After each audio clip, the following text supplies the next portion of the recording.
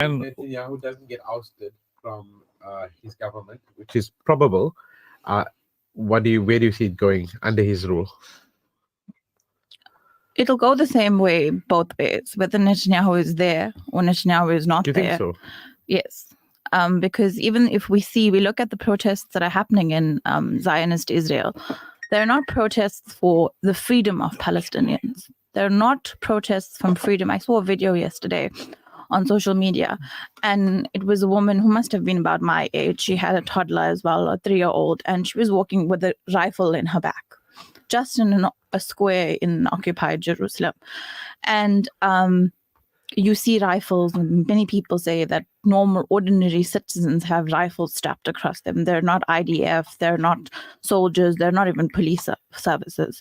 So there is a hatred for Palestinians that has been bred into Zionist Israel, that they're all terrorists, they're all subhuman, they're all animals, and they must leave the land permanently, where they can have a full state of Israel that is just theirs. now, is it more now becoming religious, or is it basically a preoccupation they have in their mind that Palestinians are terrorists? The religious thing is a small component of this issue. It's really a small component. When we were in Joburg in 2018, we met rabbis from Palestine that lived in Palestine. We met a Christian priest that used to be in Palestine, and in Gaza at least. And we know from stories from other Palestinians over the years that they lived in harmony. Under British Palestine, they lived in harmony. The colonizers were British. They didn't have issues of Christianity. And so far so that on the one day, the priest went on to say that if there are no more masjids in Gaza, I will call the azan from the church, and vice versa. So far so that the keys are kept with each other. So it's not really a religious thing. The religion thing is made to be bigger than it is because it's an easy one to play. And it's an easy one to play in terms of media and in terms of people's perception. So it's more materialistic gains, or is it revenge, or is it pride? What is it? A mixture of all those? It's a mixture, a little bit of all of those things. There are immense resources in Palestine. There are immense resources in the rest of the Middle East and Africa. And we see it almost, it's another scramble for these countries because this is where the resources sit. I mean, there's not much arable land left in the world. The arable land left in the world is sitting in Africa and the Middle East. And we see what's happening there. Do you mind if I interject? Yes, Ayaz, I want you to come in on this issue. And so I think... hold on. Whether you can answer the question or not is another issue. I'll ask Ernest to answer if you can't. Tell me, Netanyahu knows he's got the backing of US. Right. And Europe. Right. And further, they're supplying him $1 billion worth of arms. Uh-huh. So it's not his, it's the support he's getting. So it's America and the West is fighting a small country like Palestine with limited amount of arms. Right. We have a situation where the world is saying that Israel is controlling US because they're controlling the economy of the world. Now, from the point of view of America indiscriminately supplying arms to Israel to go about this particular war, obviously they would come in either if they are controlled by Israel or the Zionists, or alternatively, they also have a material interest in the Middle East. Yeah. Because what the Sheikh is saying, the Arab countries are keeping quiet and doing virtually nothing beside a few in that area. Yeah. So from the perspective of the West interest in Palestine, what do you believe is their agenda? So I think it's blatant for anybody who has any interest in geopolitics to understand that this is nothing more than a ramification of late-stage capitalism, right? We've reached a point where on a day-to-day basis, I'm talking specifically about South Africa, we are suffering to... I work 3 jobs, and sometimes I'm choosing between electricity and petrol. And like, I think I relatively well compared to the average person in South Africa. The thing is, we need to understand I feel like in this scenario in the Middle East, Netanyahu is like a rabid dog. And I'm not saying this with respect. The words I Watch could it, he's going to come for us. The words I could choose. I mean, at this point I should be dead then because I've said worse. But he's like a rabid dog, and you could even see that geriatric fool Joe Biden. His response many times was you could see that they were uncomfortable. You right? won't be able to travel abroad soon. Listen, I've got a 10-year visa to the US. I've been, so I'm already on that fly list. Right, go for it. Answer the question: why is America interested, and why is the West so interested? Is it because Israel is controlling them? Is it because Israel is controlling them, or they've got an interest as well? The natural gas is enough of an interest. It's how many billions. So there's a plan. There's a plan that was released in early September 2021 by what's the other idiot's name? Naftali. He's also very bad. He said he had this whole like phase 1 and phase 2 for Gaza, and one of the things was to create the infrastructure for desalination plants because of the sea. Yeah. And this is why we say from the river to the sea. They want to gentrify the Gaza Strip and make it as a beachfront. They want to make it a Dubai. It's essentially that's what I think. The free democracy so where they can be away from the Muslims. They have a materialistic agenda as well. Fully. I think the hatred is there. I think after so many decades and generations of conflict, it's impossible for there not to be a deep-seated hatred. Somebody asked the question the other day: how do the mothers of Israelis watch their children murder like this and feel okay? Well, I'm like, they encourage it.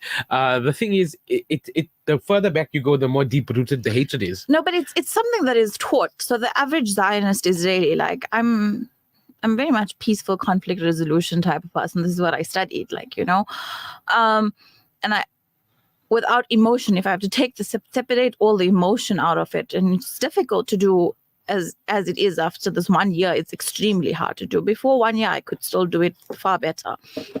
But at this point, it's hard to do. But they are taught it. Everything they say to us, the accusations, we use our children as human shields. It's their playbook. We saw it. We saw it with Iran. I mean, Sky News said it. We're not even questioning it. Hamas didn't say it. Hezbollah didn't say it. No Muslim said it. Sky News said it. Mossad sits inside Tel Aviv. Their crime intelligence unit sits inside Tel Aviv, which is hundreds and thousands of civilians. Right. I want to get to the bottom of the discussion today, which our listeners are not hearing, is where to from here. Now, let's compare the situation in South Africa when we were in university back in the day, in the pre-apartheid era, and we were singing those slogans in university that South Africa will be free, Mandela will be president, and those comrades that are listening know the kind of difficulties we faced, and then the boycotts into South Africa, and eventually democracy prevailed, and here we got a peaceful South Africa, and we've got GNU where the DA is working with the ANC now, and we're seeing the improvement. In Palestine, we're nowhere near that. And Mandela said before he passed away, that South Africa will not be free until Palestine is free, because they supported South Africa in their quest for democracy. Yeah. So Netanyahu is not relenting. He's not talking peace. Hezbollah has now stepped in, and he's going to interview the lady shortly on that situation. But how do our activists throughout the world foresee the situation? How do we think this situation will come to an end, and what will be the outcome? I know I'm asking you to look into a crystal ball. And you're asking her an impossible question. Well, listen, she's got a perception like how our activists said South Africa will be free one day. Yeah, we're talking about no matter what Richie Sunak said, from the river to the sea, Palestine will be free. So as Muslims, we firmly believe that Almighty is in control. Justice will prevail. The perception is that Palestinians will get their land back. They will have control. Eventually, time will deal with the issue. What is the feeling out there of the activists? So we often have this conversation, and Sister Lubna Nadvi and I have it often because she was my lecturer. Did you come up with some suggestions or ideas? Or? So eventually, this is what we're seeing is the beginning of the end for Zionist Israel. Zionist Israel, not for very long, can continue as they're continuing because it's absolute carnage. They can't be begging international law after international law after international law. Eventually, the world needs to decide, and the countries of the world need to decide if they want to have peaceful countries or they want to have absolute anarchy. because that is what Zionist Israel is perpetuating at this moment in time. You want to live like the Purge, or you want law, order, civilization. The world needs to But you're decide making that. an argument that could have been made 11 months ago. I'm making an argument that could have been made 11 months ago, Right. but it took 76 years to get to this point. It took Hamas 76 years to be able to, or the axis of resistance to come together to be able to pull off a scale of attack that they pulled out on 7th of October. It took Iran a very long time to pull out the display of 180 missiles flown into Iran. Fireworks or were they missiles? They were missiles. Where But where did they believe that land? the Where 7th did the of missiles October- land? They were intercepted. A lot were intercepted. The Iron Dome is amazing. Is an amazing piece of technology. But they said But a lot fell. They passed the Iron Dome and they fell in vacant land, or We don't get Israel the hasn't answers of responded. that.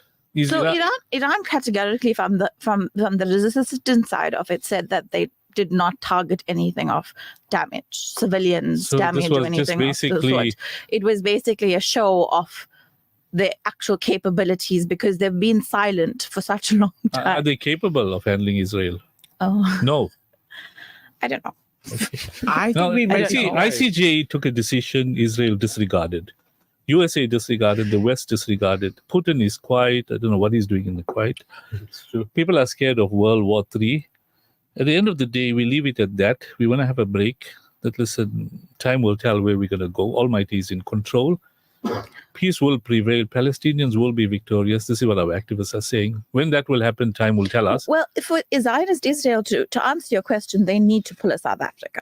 If they want to continue for much longer, they need to pull a South Africa. They need to sit down at a round table And throw and in the towel. make these decisions of, are they going to have truth and reconciliation, and are they going to be able to work as Palestinians Did they and show any Israelis? interest in that regard? Or this? Of course not. Of course not. They lack the interest. They Okay. lack the Humanity. humanity. To our listeners, we Yeah. leave it at that. We're going to take a break, and inshallah, after the break, we're going to interview Kamsile Pamela Nguban on the Hamas-Hezbollah Palestinian analysis, because Hezbollah has now come in, and there's some question marks about what is their role and their response, because they're indicating that they're causing a lot of damage. So we'll have a break, and inshallah, we'll continue after the break.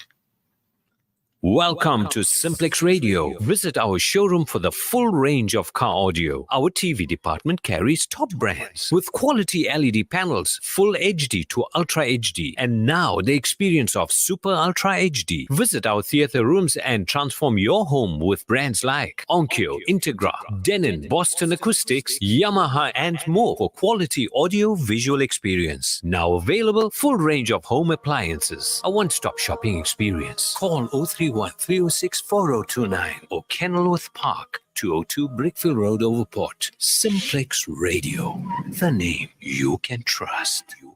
Explore the world with Worldview Travel. Let our expert team guide you in creating a travel experience that exceeds your expectations. Unbeatable flight deals, corporate and leisure bookings, luxurious accommodations, tailor-made packages, reliable car rentals, comprehensive travel insurance, seamless visa assistance. Visit us at 55 Problem Keys Road, Durban. Call 031-001-7062 or 071-835-0216. Follow us on Instagram at Worldview Trav. Your journey starts here. Worldview Travel. Born into war, caught up in gangs, reformed in jail.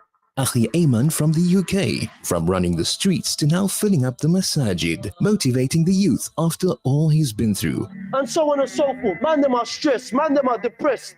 Why? Because you put everything in front of Allah subhanahu wa ta'ala, before Allah.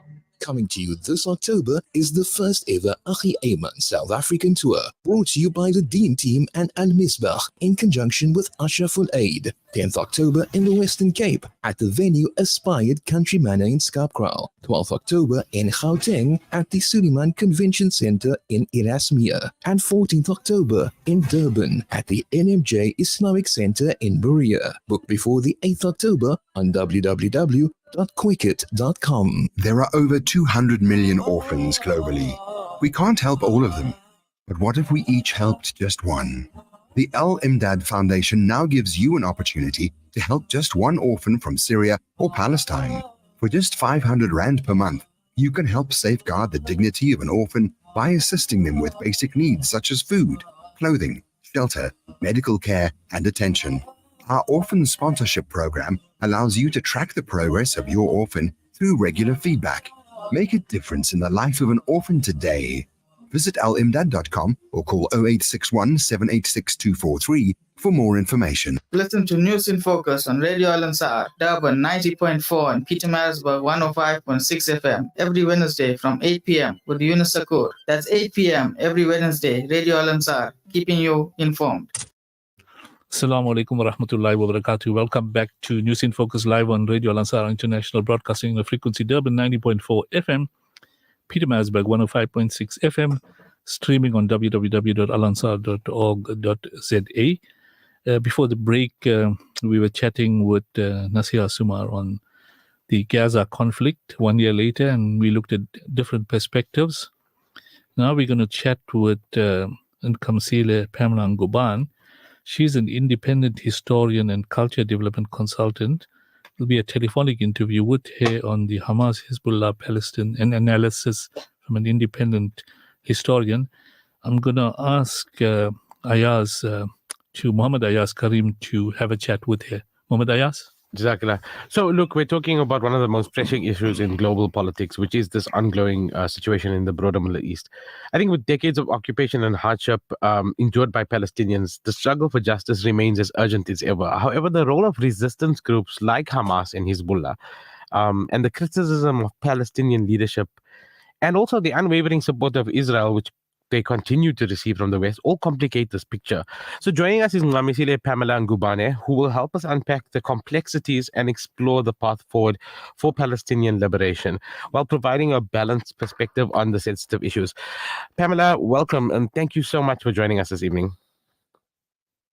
Good evening, and I hope you can hear me clearly. I can barely hear you. Let me just get my take. Zach, can you just check? The line is very unclear. Speak to me some more. Is it better now? Much better, much better. That's perfect.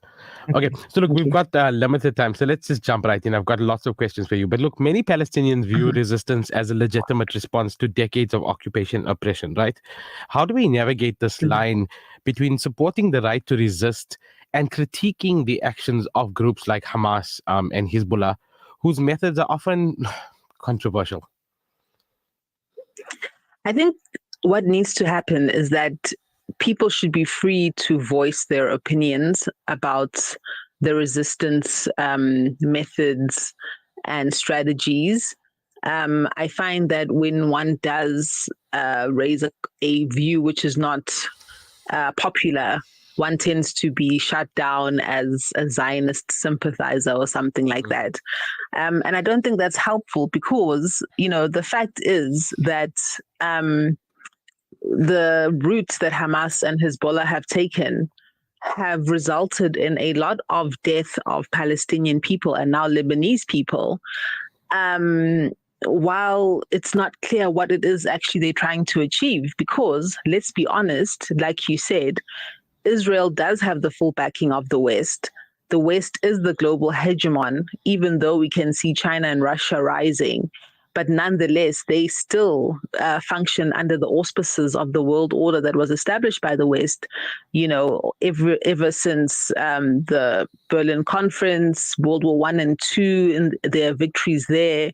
So I think, it's just to have some perspective and say what is actually achievable for the Palestine resistance movement and what is not. And I think when we are able to have those conversations clearly and honestly and openly, then, we can start to have a strategy towards defining what Palestinian self-determination is and actually achieving it. But, on that point that you just made, like we do see the world shifting into a more bipolar split, right? With China and Russia rising into power and potentially breaking down this hegemony that we've all lived under for so long. But why do you think that the support remains so steadfast? How does it affect these efforts to achieve... No, you don't even have to answer that because we can see very clearly how it affects these efforts to achieve justice, right? What I find a little bit confusing is the fact that there are still moving in this direction, seeing very clearly that with the BRICS and with Russia and China rising to power, that it's not necessarily in their best interests. At this point, BRICS is controlling a majority of the global oil population, oil wealth, and just GDP. So it doesn't make sense. Or am I wrong? Well, those oil-producing nations are not all in BRICS. Even though Saudi Arabia has intimated that it would like to join BRICS, Saudi Arabia is very firmly an ally of the West. And that's why I believe Prince Mohammed bin Salman allowed his interview or his discussion with Antony Blinken that happened in January to be leaked, where he said, I don't care about the Palestinian people personally, but I know my people do, and so I have to care about them too.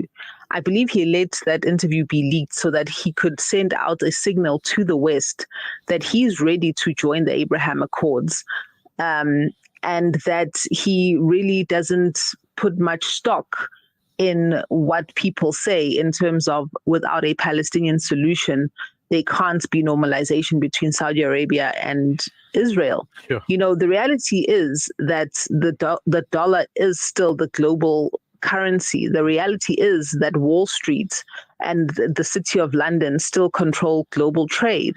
You know, so change is happening, but it's only going to happen incrementally. It's not going to happen all of a sudden, because these great powers themselves know that sudden change is usually highly disruptive, 100%. and that's never good for international trade. The ramifications would be so much more severe, I think, on the global population. But look, we don't have much time. I'm curious, and I want you to be as candid as possible. The Palestinian leadership has often faced criticism for being ineffective, right, in advancing the cause. What do you believe needs to change within the leadership for Palestinians to have a more unified and strategic, the key word being strategic, approach to their liberation? I think, first of all, they need to unite and have a singular vision for the future state of Palestine. What is the state going to be? What are its borders going to be? What kind of a state is it going to be? Is it a secular democracy? Is it theocracy? Is it going to be one man, one vote? Will the different tribes have a say, like the traditional leaders have a say in South Africa with the House of Traditional Leaders? What is their relationship going to be with the Arab states, with the Muslim world? You know, like I said, for example, Saudi Arabia is a very keen ally of the West. So is the UAE, etc. You know, what is its relationship going to be with a country like Algeria, which is much more radical, but which also knows that it has to play a certain role in the international order? So I think the Palestinian leadership needs to see itself as part of the global community, because right now it's in a very isolated position. And unfortunately, Iran itself is in an extremely isolated situation and getting weaker, because irrespective of however much money has been released that used to belong to the Shah, I believe, it still is under sanctions. And Russia and China are not interested in entering any sort of hot war with the West. China just wants to maintain its dominance in the South China Sea over Taiwan and Hong Kong. And Russia is bogged down in Ukraine. And I believe that NATO is starting to flex its muscles in Ukraine in a way which one would not have thought they had the ability to do, but they actually are showing that the West is still very, very powerful and still very hegemonic when it actually seeks to reassert its alliances in the North Atlantic Treaty Organization and the G7. I mean, I don't know how much I believe that. I just feel like those reports are just so misleading. But I mean, I get why you say that the fact that it's still ongoing is actually absurd. But look, our time is up. I just want to ask you one final question.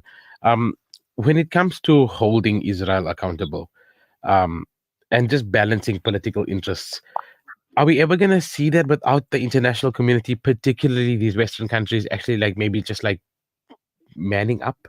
Because realistically speaking, we've seen the uncomfortable situations where Netanyahu has defied directly what America has said. And then you've got that skin puppet over there going, oh, no, something incoherent, as Joe Biden has done many, many times. He did it. I mean, and now Kamala does it, you know. I thought it's just it's crazy. These people are insane. But I'm curious, she says, she talks in her rallies about, now we're coming with a ceasefire solution, but she's never talking about holding Israel accountable, and it's never spoken about. You won't see Macron do it. You won't see the Italian president. You don't see any of them do it. Do you see that even being an option in our when I say in our near future, before I turn 40, we've got a good 5 years. Well, Woodrow Wilson, I think it was him, he said, in politics, there are no permanent friends and no permanent enemies, only permanent interests. Now, the West has been very good in maintaining its permanent interests. However, the global South has been very bad in maintaining its permanent interests. In fact, we have a very bad reputation of having vacillating interests, sometimes pursuing opposing goals at the same time. This is why we have such chaos in our economies, and why if anyone seeks to undermine and subvert us, it's very easy to do so. So I think the global South, the Palestinians, they need to decide what their permanent interests are. Once those are clarified, it's much easier to draw up strategies. We also need to become people who are interested and committed to building institutions, because it is through institutions that you are able to affect long-lasting change. The West is very good at building institutions. Israel is very good at building institutions. In fact, all the institutions of state that Israel has now were built at the World Zionist Congress of 1897. The Palestinians still don't have any institutions of state. We need to understand that this is the dynamic of the world order in which we are living in. Only then, working with what we have, can we change things. I mean, you make such honestly, your points feel like a bucket of cold water being dropped over my head, because a lot of the times I really don't want to accept what you're saying, but I do fully understand that it is the reality of the situation. But look, we are out of time. There's so much more I could talk to you about, but any final words, Pamela? Yeah, let's just become people who appreciate our history. Let's not try to run before we can walk. This is a long-term thing. Let's stop trying to have everything wonderful happen in our lifetimes, and let's start building institutions so that all the wonderful things can happen in the lifetimes of our grandchildren and their children. I love that point. Thank you so much. Thank you. Thank you so much for having me. Thank you, Ayaz. Well presented by Pamela, but I got the solution. Almighty is controlling the world. He'll take control of the situation. I'm just going to quote what one newspaper had. Israel takes its last breath. And they're saying sooner than later. Under this headline, the Hebrew newspaper Haaretz was published with an article by famous Zionist writer Ari Shafet, in which he states, "It seems that we are facing the most difficult people in history, and there is no other solution but to recognize their rights and end the occupation." Nasia, you can conclude. I thought I'll leave you with those favorable comments, and Almighty is in control.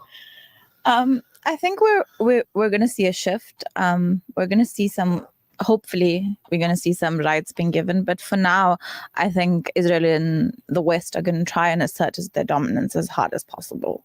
And so more carnage to follow, unfortunately. But, it can't continue in this way forever, because we see it in the West. The West is rising up. We may be silent, we may be not having 100,000 marches, but they're having 200 and 300,000, and they're boycotting, and they're throwing paint over things, and their Generation Z are angry. And because they have such a large population of refugees and immigrants from all these wars that they've created around the world. So. Ernest P.W. Botha, when there was a fight for democracy in South Africa, he says, never a black majority to rule in South Africa until Jesus returns. And we know the inevitable happened. Almighty is in control. Justice will prevail. And we certainly hoping sooner rather than later there will be a solution to this problem.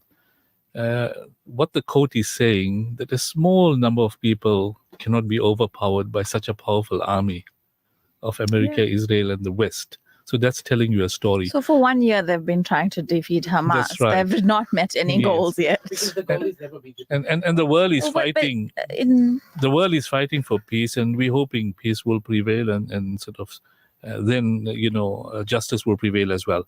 But before the news break, we have about 10 minutes. We'll bring in Councillor Ernest Smith. Ernest is the Ward 29 councillor, and Ward 27.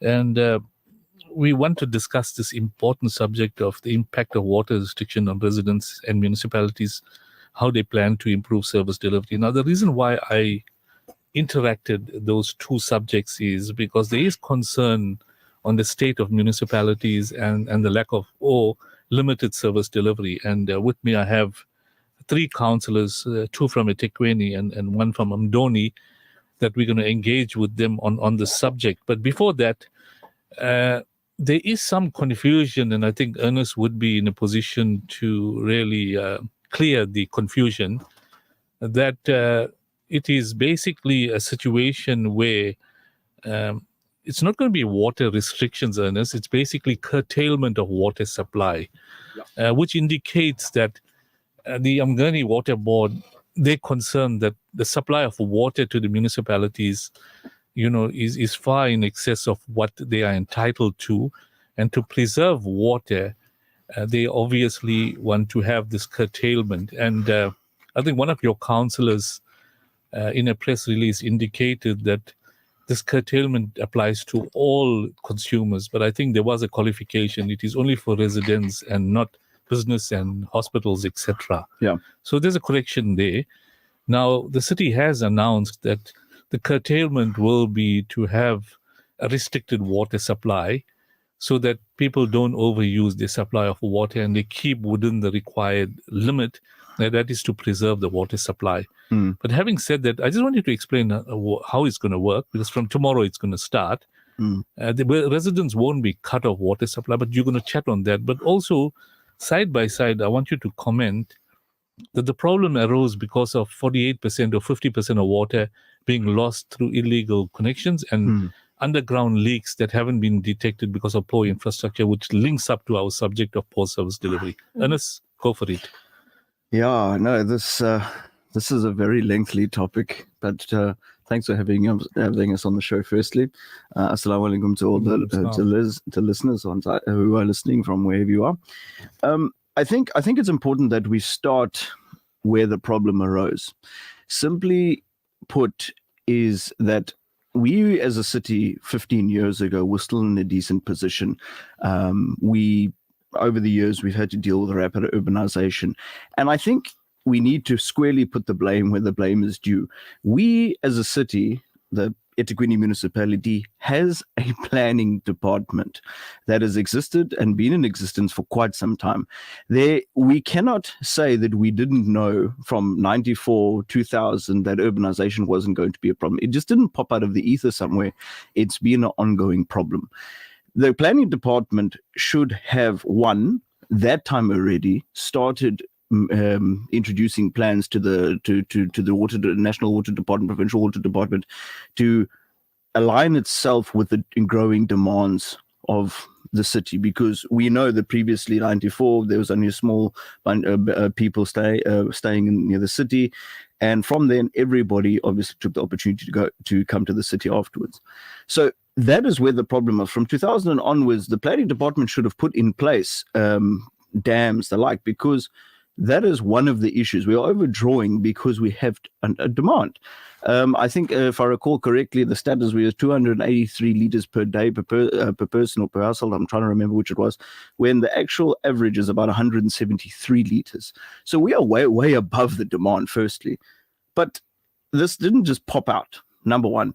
Number two, I think it was under the previous Mike Sutcliffe's years and before, who was the previous city manager. 15 years ago, they started the pipe replacement program, where I think about 2,000 kilometers of pipe replacements were done. But it seemed to have died a slow death or a quick death, whichever you want to talk about, would refer to, because from then on in, the municipality is supposed to replace at least 300 kilometers of infrastructure layout per year. That is not being met, and not enough budget is being allocated to it. Instead, we're dealing with expansion, and yes, rightly so, we need to expand our network, but we cannot expand at the sacrifice of not maintaining what our initial network is. So those are parts and parcel of why we are where we are. And that's the responsibility of leadership over the last 15, 20 years, political leadership, who have not been strong enough to be able to start to keep that balance of saying we need to assist the formerly disadvantaged communities and give them the network while also maintaining what we already have. A lot of plumbers, you can go in any burst site in the metro and they will tell you, there's a lot of inconsistency about plumbers being allocated and the like, but that's got its own politics behind it. But the reality of it is you've got the mass issues, and we have been overdrawing, and eThekwini Water has actually been obviously overdrawing for us because we don't have that capability and giving to the residents. But now, because their license is being brought into jeopardy now from the Department of Water and Sanitation, that now they've had to cut down because they are oversupplying us. So these restrictions that we find ourselves are not something that's popped out. We've been warning the political leadership for many years to say you need to start putting infrastructure development in place. You need to start addressing these issues because we have a handful of residents, which has been outnumbered now to people who are not paying. And you cannot be having a minority who's paying for everything. So going on to the restrictions itself at the moment, there's a lot of confusion about whether people are, what we're going to do, Ernest, is we close to a news break now. Sure. We'll take a news break and then perhaps you can explain how will this curtailment stroke restriction work. Sure, no problem. Okay, just a few minutes for the news break. No problem. We'll continue after the news break.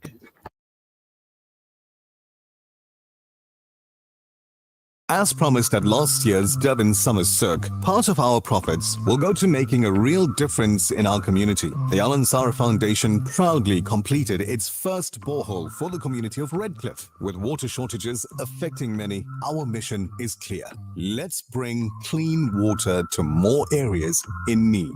Join us in making an impact. Call Outreach on 031-208-1601 or visit alansar.org.za to help build more boreholes and transform lives. An informative Islamic global perspective.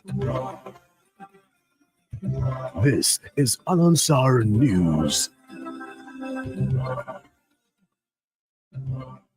Making news, these are the 9th of October, the news from Durban 90.4 FM, Pietermaritzburg 105.6 FM. KwaZulu-Natal is aiming for 90% matric pass rate. America Monina, the Department of Education in KwaZulu-Natal is aiming high as the matric exams approach. It is hoping for no less than 90% pass rate from the provincial class of 2024.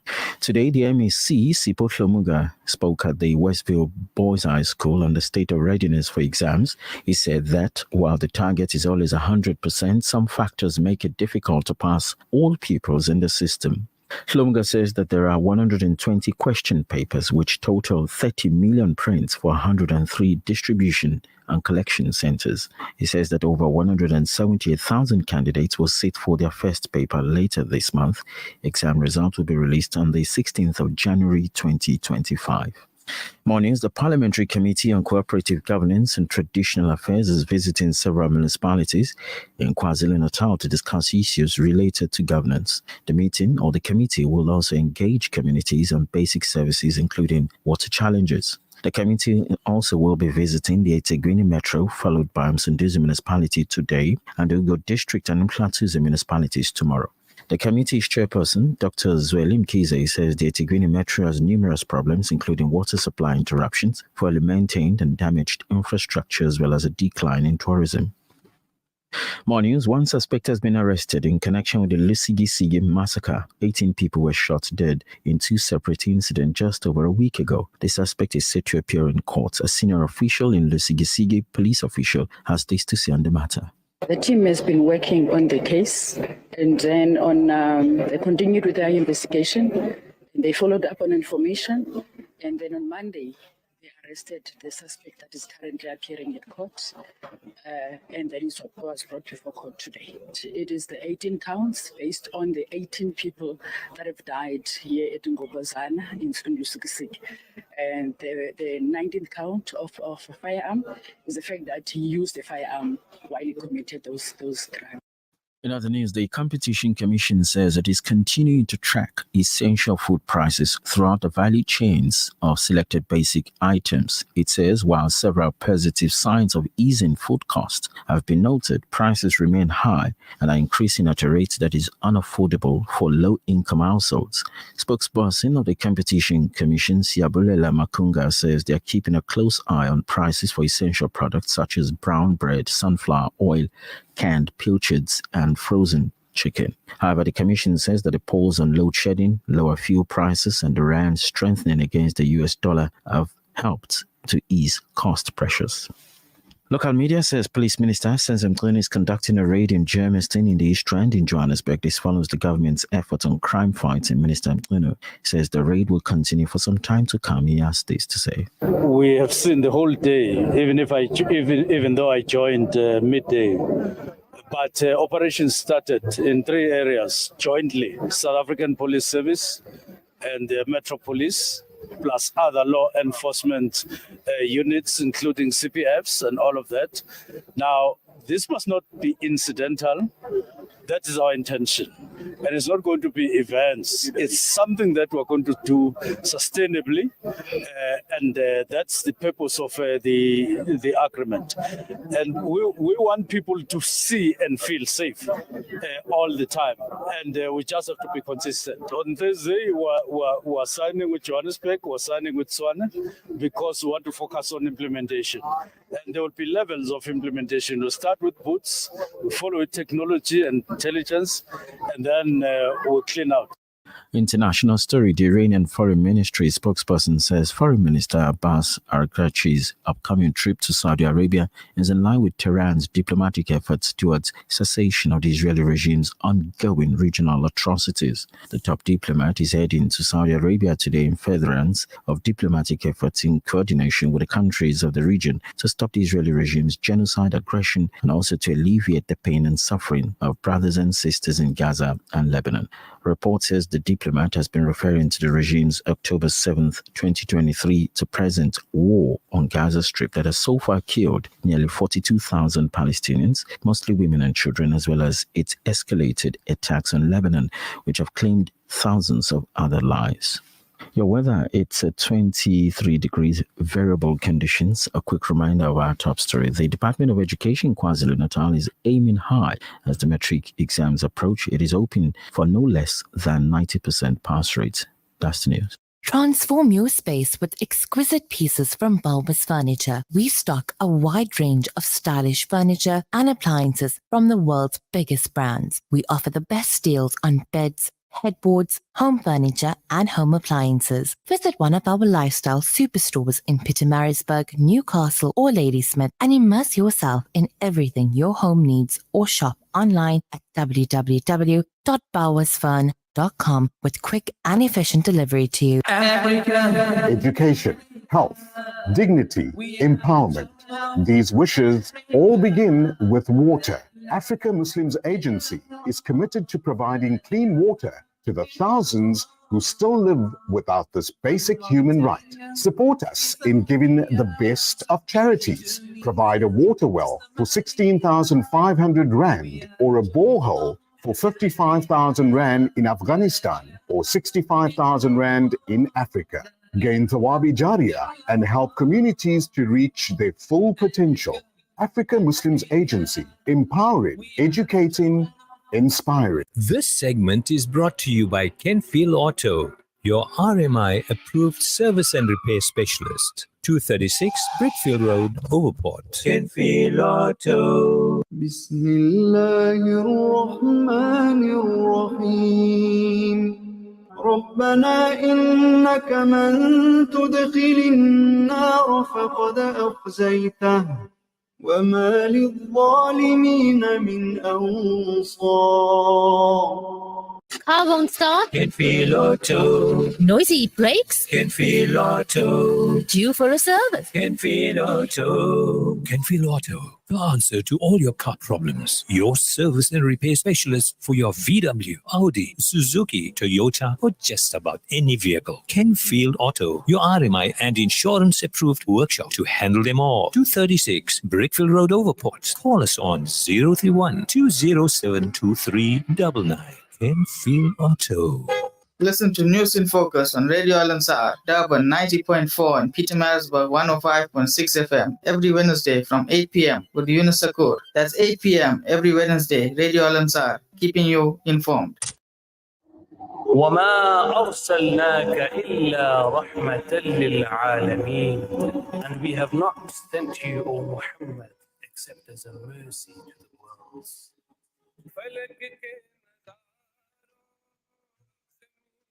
بہاروں سبھی دے مناؤ حضور آ گئے اٹھو بے سہاروں چلو غم کے مارو خبر یہ سناؤ حضور آ گئے حضور آ گئے حضور آ گئے حضور آ گئے حضور آ گئے حضور آ گئے حضور آ گئے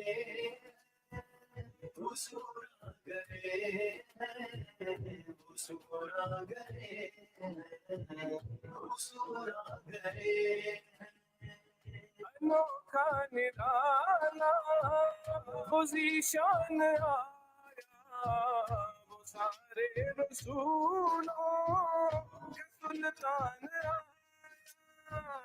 سلطان آیا ارے بادشاہ ہو تجھ گلا ہو نگاہیں جھکاؤ حضور آ گئے حضور آ گئے حضور آ گئے حضور آ گئے حضور آ گئے حضور آ گئے حضور آ گئے حضور آ گئے حضور آ گئے ہوا چار سور ہے متوں کا بسیرا اجالا اجالا سویرا سویرا سویرا سویرا حلیمہ کو پہنچی خبر آمنہ کی میرے گھر میں آؤ حضور آ گئے ہیں حضور آ گئے حضور آ گئے حضور آ گئے حضور آ گئے حضور آ گئے حضور آ گئے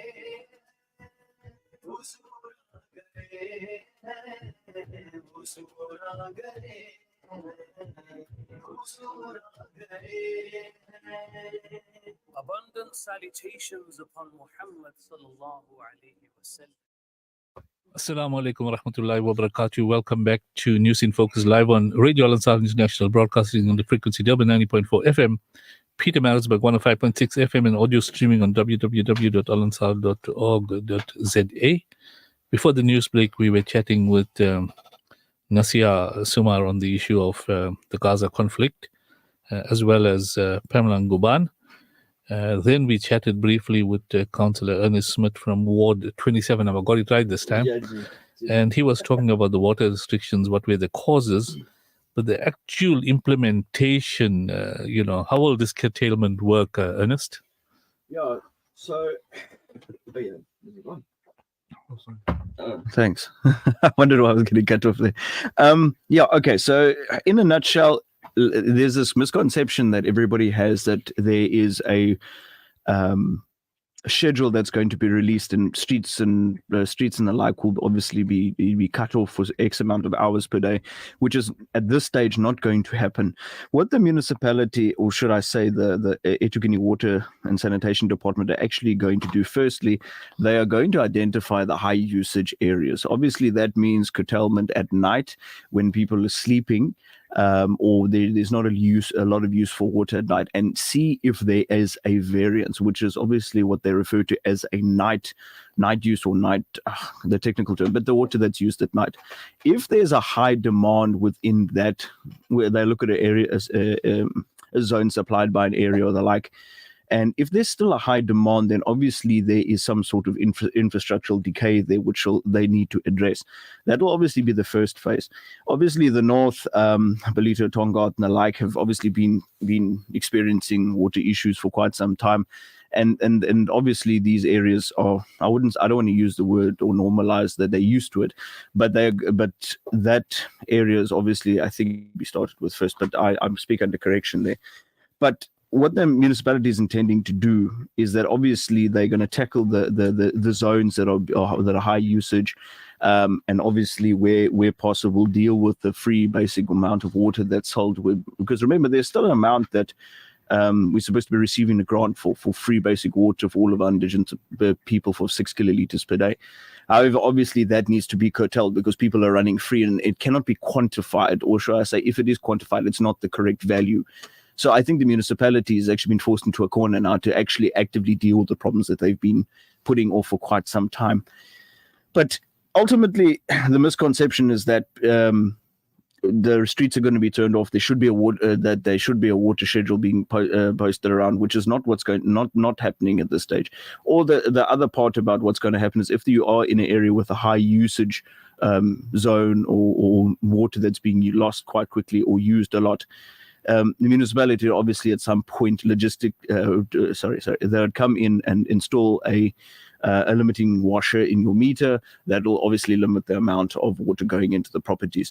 Obviously, when it comes to blocks of flats and the like, and there seems to be this discrepancy where there are residents who frequently fight with the municipality and saying you're supposed to supply me with 2 bar or 3 bar worth of pressure to my block. Well, the reality is the municipality is obligated to get water to your premises. What you do in the common property as a body corporate or the like, whether it's a boosting system, storage tanks, the like, that then the onus of responsibility falls on you as a body corporate to pump that water to, your 100th level or your 10th level or your 5th level, because the municipality's obligation is to ensure that that property has a supply of water. Once it goes into your common property, you need to address it. And I don't mean to sound terrible when I say that, but we can't all put everything onto the municipality and expect them to solve everything, when we as residents also need to assist them by saying, listen, we need to curtail water use where we can.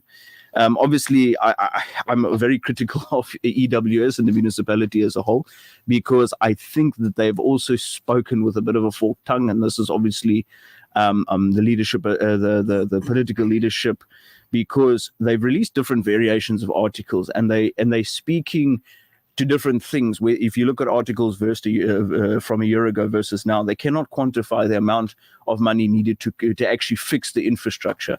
I can confidently say that I've seen the asset management policy that quantifies stuff from 2019.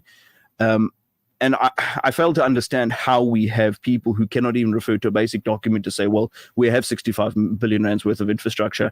Obviously, with an escalation of 10%, whatever it is, this is how much it's going to cost. So I think there needs to be a strong political will, and obviously with the GNU in effect and the like now, doesn't stop me from saying there are politicians who need to actually stand up and actually decide what we need to do now. And that obviously ties into matters of corruption and the like, and that in dealing with the corrupt officials, because of this whole mess was caused from the political leadership for the last 15, 20 years. This could have been avoided. I mean, the municipality speaks about the Mkomazi scheme as its saving grace. That is 10 years overdue. That is 10 years overdue. And they speak about it like that's going to fix the thing for the South. And that obviously affects you guys down Scott Brinzinto as well. But the reality is that this all could have been avoided. If we had planned properly, budgeted properly, had the right processes in place, we could have actually been far on track to say, hey guys, we're on track, no stress. But unfortunately, that's the reality of the decision makers that we've put into power for the last 20, 30 years. Thanks, Ernest, for giving us a perspective. I want to bring in Ramona. Ramona, good evening and welcome to News in Focus live on Radio Al Ansar International. Good evening. Thank you, sir. I would like to firstly say good evening to the community in Ward 31 and all the listeners from the other areas. Now, Ramona, I know you've sort of been quite active in the last couple of months in Ward 31 dealing with a host of issues. I see it on a lot of the group chats, particularly the issue of all the water outages. And as Ernest pointed out, this is attributable to underground leaks. And these are perpetual underground leaks. And when you drive in the roads, you find water spillage all over the place. I'll bring back Ernest because I believe later on he's the portfolio rep for trading services under which water falls in. And we'll chat about the rollout program to deal with the water loss, which is these huge underground leaks, which constitutes more than 50% of water losses. So they can't blame the communities, they've got to blame themselves. But I want to bring you in, Ramona, on the basis that how will eThekwini start addressing the whole issue of poor infrastructure maintenance over the last 2 decades? Because the deterioration is cause for concern. And from the ratepayers' perspective, they're fed up with this. And when you have your meetings in your war rooms and community meetings, there's nothing good comes out of the meeting. Even when the mayor goes and attends these meetings, there's a host of complaints and very little is being responded to. And I've been attending a lot of these meetings and being involved in the municipality for many a year. There's been a drastic decline in service delivery, and that's what we're talking about. So from your perspective as a councillor, recently appointed, going in and attending these meetings, whether it's with ECOD or other committees, I know corruption is a huge subject and we need to talk about that later on in the program if we have time. Do you see the municipality really addressing the issue of infrastructure maintenance to deal with some critical problems? To be honest with you, no. I think your mayor is going to say you're letting him down. I think we need to be honest. No. This is the purpose of the program. People want us to be honest and say there's a huge problem and something has to be done about it. We're going to ask Samdoni to address that problem later on. But Asghar will say, don't be unfair with me. We're a small municipality in the south. eThekwini is the big brother here. We need them to sort their life out. We're battling on that side.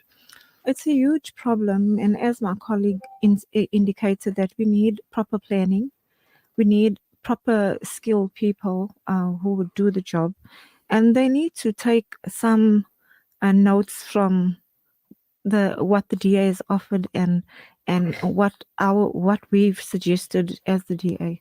We've had lots of meetings with the water department. I was with my ward committee members and they touched on some of the issues with the water department. I personally have requested for them to I've suggested that they should have plumbers allocated to wards. For instance, when there's a burst, then that plumber is allocated qualified and plumbers to our wards and competent. Right. But the reality is, and even one of the officials mentioned at that meeting that when they fix a burst pipe, there's a reoccurrence. Why is there a reoccurrence? If you know what you're doing and you know how to repair a simple pipe burst, then there shouldn't be a reoccurrence. But it seems like they open the valves too quick and then you find that you have another burst. And, we become professionals in the burst pipe industry. I'll call it as that, because we know that if a burst pipe is repaired now, we're going to get word that up the road, there's another burst. For instance, the one that happened on R.D. Naidu Road, we had about 4 bursts in a space of 2 days. At 4 different points or in the same point? 2 points of the same place and the other. So which means the workmanship is shoddy and poor. So the workmanship is shoddy and poor. And then we also have people that are building behind the scenes. They're not following the proper building regulations. They're not engaging with building inspectorate town planning. And then you know that they're going to deviate from the process by making sure they install pipes underground pipes and so forth. I'm not a fundi or expert in how they plan, when they erecting a new building. But these are some of the challenges that we face where the people that are construction sites, they deviate from the plans, the actual plans of what they're meaning to build. For instance, at Randall's Road, we have disastrous, they're a disaster. They are a headache for me. I've had lots of challenges. They've actually gone onto the boundary where the pavement where residents are supposed to work. We had a transformer fall in because of the building, the sand that is not stable there. And we also had them damage our manholes and so forth. So some of these construction sites are just they don't follow the protocol. But coming back to the municipality, I think our infrastructure, as my colleague said, has not been maintained. It has not been upgraded. And this should have been done years ago. We wouldn't find ourselves in the situation where we have to have water shedding. It was first load shedding. Now we're going into water shedding. What else are we going to be experiencing? And we understand the frustration of the residents, but it's up to us to fight the municipality was incompetent, was not doing what they're supposed to do. So, Ramona, what you're telling me is that infrastructure maintenance stroke upgrade is probably below 10%. You'll give them 2 out of 10.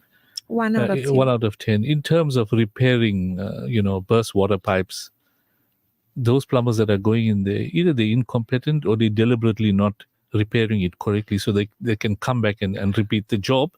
And then you got the third element, which is basically the tankers that supply water. Now they rely on revenue from X amount of tankers being distributed and revenue. And if they find there's no water leaks, so they're out of business. So they're trying their luck and creating damage, etc. We actually have water leaks that haven't been fixed from like 2 years ago. So you tell me how what are we supposed to say as councillors? Listen, what are we you fight telling every day? What are you telling our listeners is the city is in a mess. And It you're is in a saying mess. Section 15 more might not be necessary. Section 139 is necessary. We'll come to that. I want to bring in Asghar Khan. Asghar, assalamu alaikum wa rahmatullahi wa barakatuh. Asghar is from the party called Al Jama. The head office is in Cape Town. The leader is Mr. Hendricks. He's the deputy chair of what in National? The Deputy Minister of Social Development. Alhamdulillah. He comes from a municipality, Amdoni. Which town in the south coast is that? Amdoni.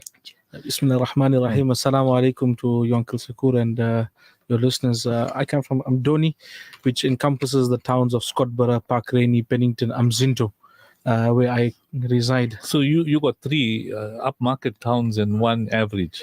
And then we have 15 wards which are absolutely rural. So it's a municipality which has it's a mixed. So your focus is on rural now, service delivery. So you have this challenge, and I'm hearing the colleagues from eThekwini when they're speaking of expansion versus maintenance. So it's a challenge that we have everywhere, and I think it can be addressed, but we need the correct leadership and the correct strategy. And I mentioned this on many platforms, and I'll mention it here, that proper prior planning prevents poor, pathetic performance. So that must be our baseline. If So we it protects the triple Ps. so if we start there and ensure that there's proper prior planning, you will find that your maintenance side, where you have built up areas, because we must accept the fact that apartheid put us on the back foot. 30 years later, people are still giving us. You can't blame apartheid 30 years That's what later. I'm coming to say that we're not saying that apartheid. We should not be blaming apartheid 30 years later, but we have a backlog which is not dealt with properly. We need Well, in fact, it's relevant to note, pre-apartheid, the infrastructure was well maintained. There was better service delivery, although we admit it was limited areas and the large population were left out. That's the key part, you know. Okay, so we'll come back to that. Yeah. That debate will come back So to. this is where you start. This should be a starting point, because you need to maintain what was there, and the MFMA. I'm the chairperson of MPAC, so I must make sure that You must take care of the corrupt individuals and take them to task. We don't Which take is care not of taking place in the Tekwini. In Amdoni, is it taking place? Yes. Well, you're lucky because some of our people are being shot. So Have you doing your disciplinary inquiries, criminal charges, no. etc.? Yes, there's matters with the Hawks. There's matters with the. But are the Hawks taking their time, or they coming up with conclusions? Well, the wheels of justice turn slow in this country. Okay. But we hope, inshallah. But coming back to the sort of service provision or service delivery in Amdoni, do you find it also like a Tekwini, or it's somewhat different? No. They have challenges, and we also have the added challenge of our workers, where there are issues and with the workforce, where they decide, okay, for the next 2 weeks we're not going to work. We're not picking up no refuse. service delivery. So there's absolutely no service delivery. In fact, in the last month, the MEC had to come and put us in the Tekwini category of Section 154. Which we welcomed because it brings resources. And was Mike Sattu going there, or you got another guy to do 154? We have the former MM of Amdoni, is Mr. G.D. Naidu. Okay. But we hope, inshallah ta'ala, that there's, the whole idea is to get a recovery plan in place, and then that recovery plan should be followed to ensure that you don't perpetuate this. It stops it at a certain point. But I was interesting to hear the discussions of Etikweni. Do you all have a qualified audit report at Amdoni, or are you all one of those qualified free municipalities? No, we have an unqualified report with You're all one of the few municipalities in KZN. with findings, but those issues can be addressed. Okay, what size municipality is Amdoni? We have 19 wards. So what size? It's you have different levels. The category. Category. We're category B. B, and Yeah. Tekwini It's is a local- Yeah. Okay, so you're a smaller municipality. So as far as you are concerned, service delivery is compromised. Well, now that the COCTA specialist is on board, we're seeing that there is some rollout of service The delivery. MEC for COCTA, Mr. Butalezi. He has visited us He's on twice your in the last case. 2 months. Okay. So we've seen now that there is some change, but it stems down to planning. And you must ensure that adequate budgets are prepared to ensure that it meets the needs of the people. Okay, let me bring my economist in now. He comes in at 9 o'clock in the evening before 9:30. You need me in. Now, listen, Mr. Hassan Mutala, Assalamu alaikum wa rahmatullahi wa barakatuh. Welcome to News in Focus. Wa alaikum salam wa rahmatullahi wa barakatuh. Now, you told me the rand is going to slide below 16 rand, but it's going up to mid-17s now. What's the problem there? Is the dollar strengthening, or is it Kamala Harris making some positive remarks in the US elections? Or is Trump having the upper hand? What's going on there in America? Look, we've had obviously a bit of strengthening of the US dollar.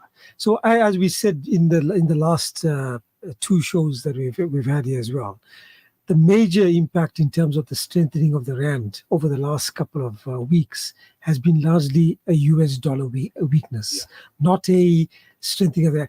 Yes, a lot of the mainstream media and the like continue to push the impact of the GNU and the fact that there's more stability. From that perspective, the impact on the rand is very limited at this point in time.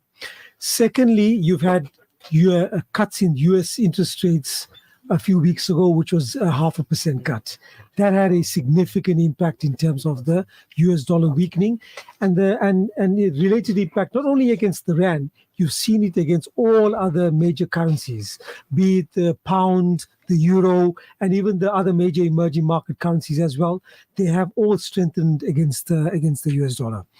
I think a couple of key things to highlight in terms of where we are and how we're seeing both the economy and various other aspects.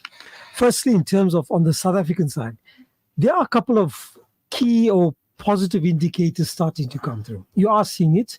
Firstly, in terms of confidence within the business sector, and then also slowly but surely you're seeing also within the consumer sector as well, there's some confidence slowly starting to come back. It's important because you're going into a season where November you get Black Friday, December is a holiday period. Also, it's an important period in terms of spending, whether it's spending towards your, just in generally December, as people go on holidays, Christmas and the like, people tend to spend a bit more. And then secondly, it's the tourist period, whether you're going domestically, you're touring the country, and you tend to spend a bit more as well. I think running up to that, there's a lot more confidence that there's going to be an improved period come December, January relative to last year. Not only for Cape Town. Cape Town's always been historically known as the sort of the hotspot in terms of tourism in South Africa, and it's had a fantastic run post-COVID and the opening up, not only with domestic, but massive influx you've seen from the foreign side.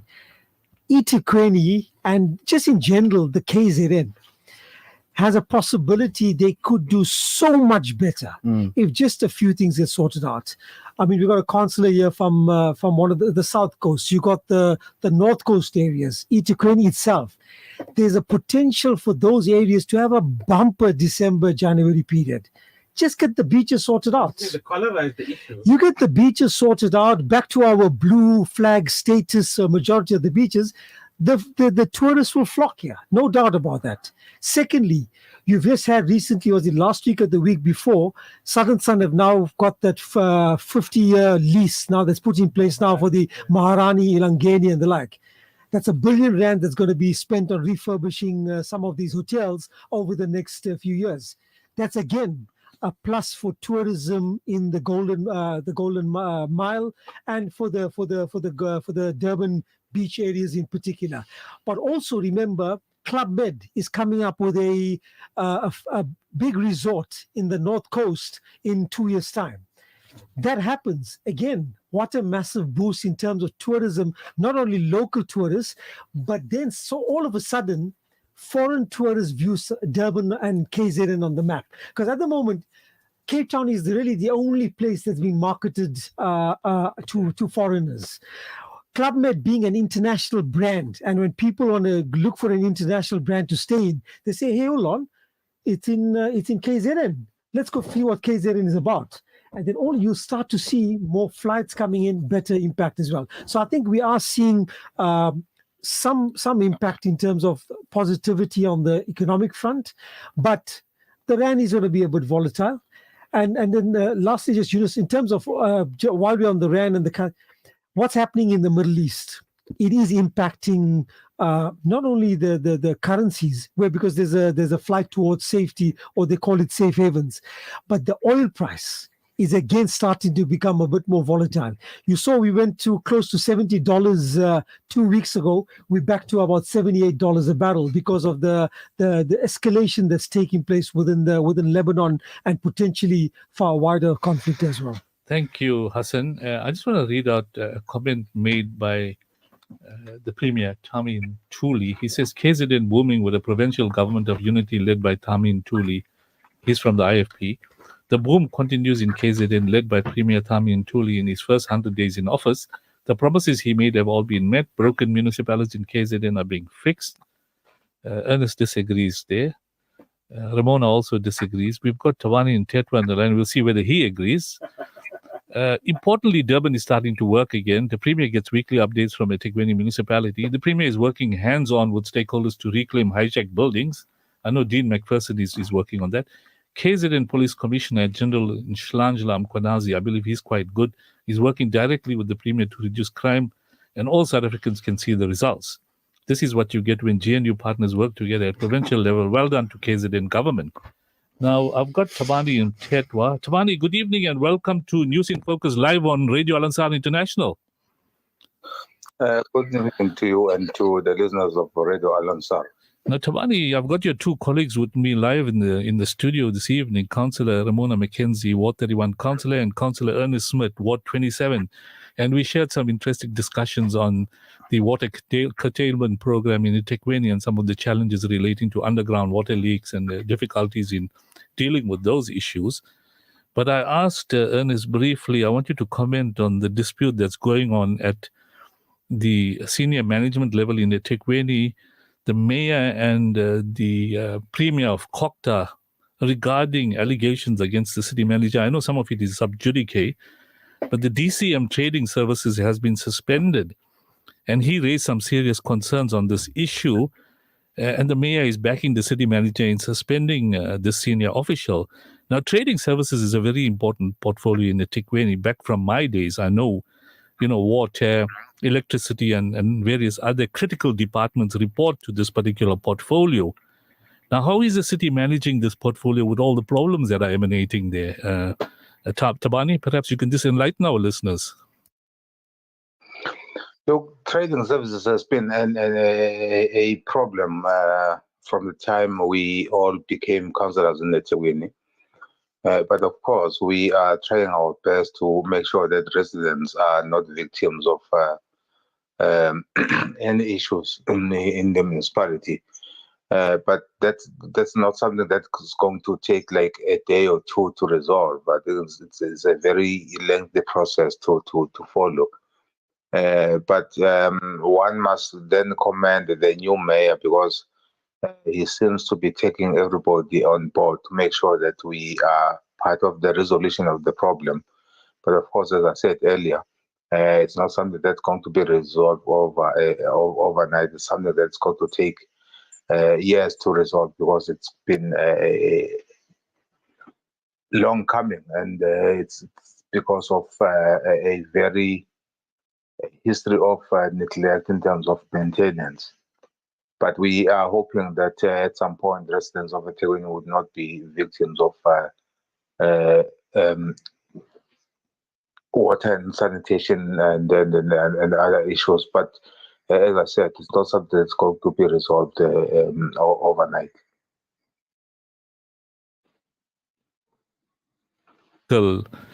Is the consequential action that's required when senior officials of the municipality and politicians have to be taken to task for corruption and maladministration. And I chatted previously on the subject when you were live in the studio together with a few other colleagues then who are now MPs in national and provincial parliament and national.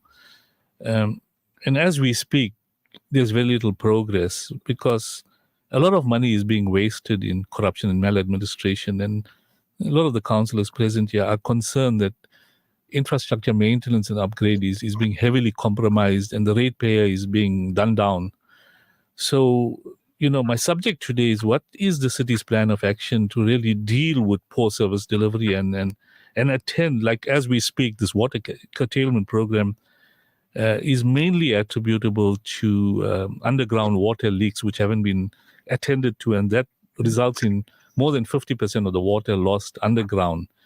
And I know Councillor Ernest was mentioning that back in the days, there was a plan by the former Headwater Neil MacLeod in dealing with, refurbishment of the infrastructure or to replace the aqueducts, etc. But in the last 2 decades, very little or nothing is being done, and much of the money is being spent elsewhere.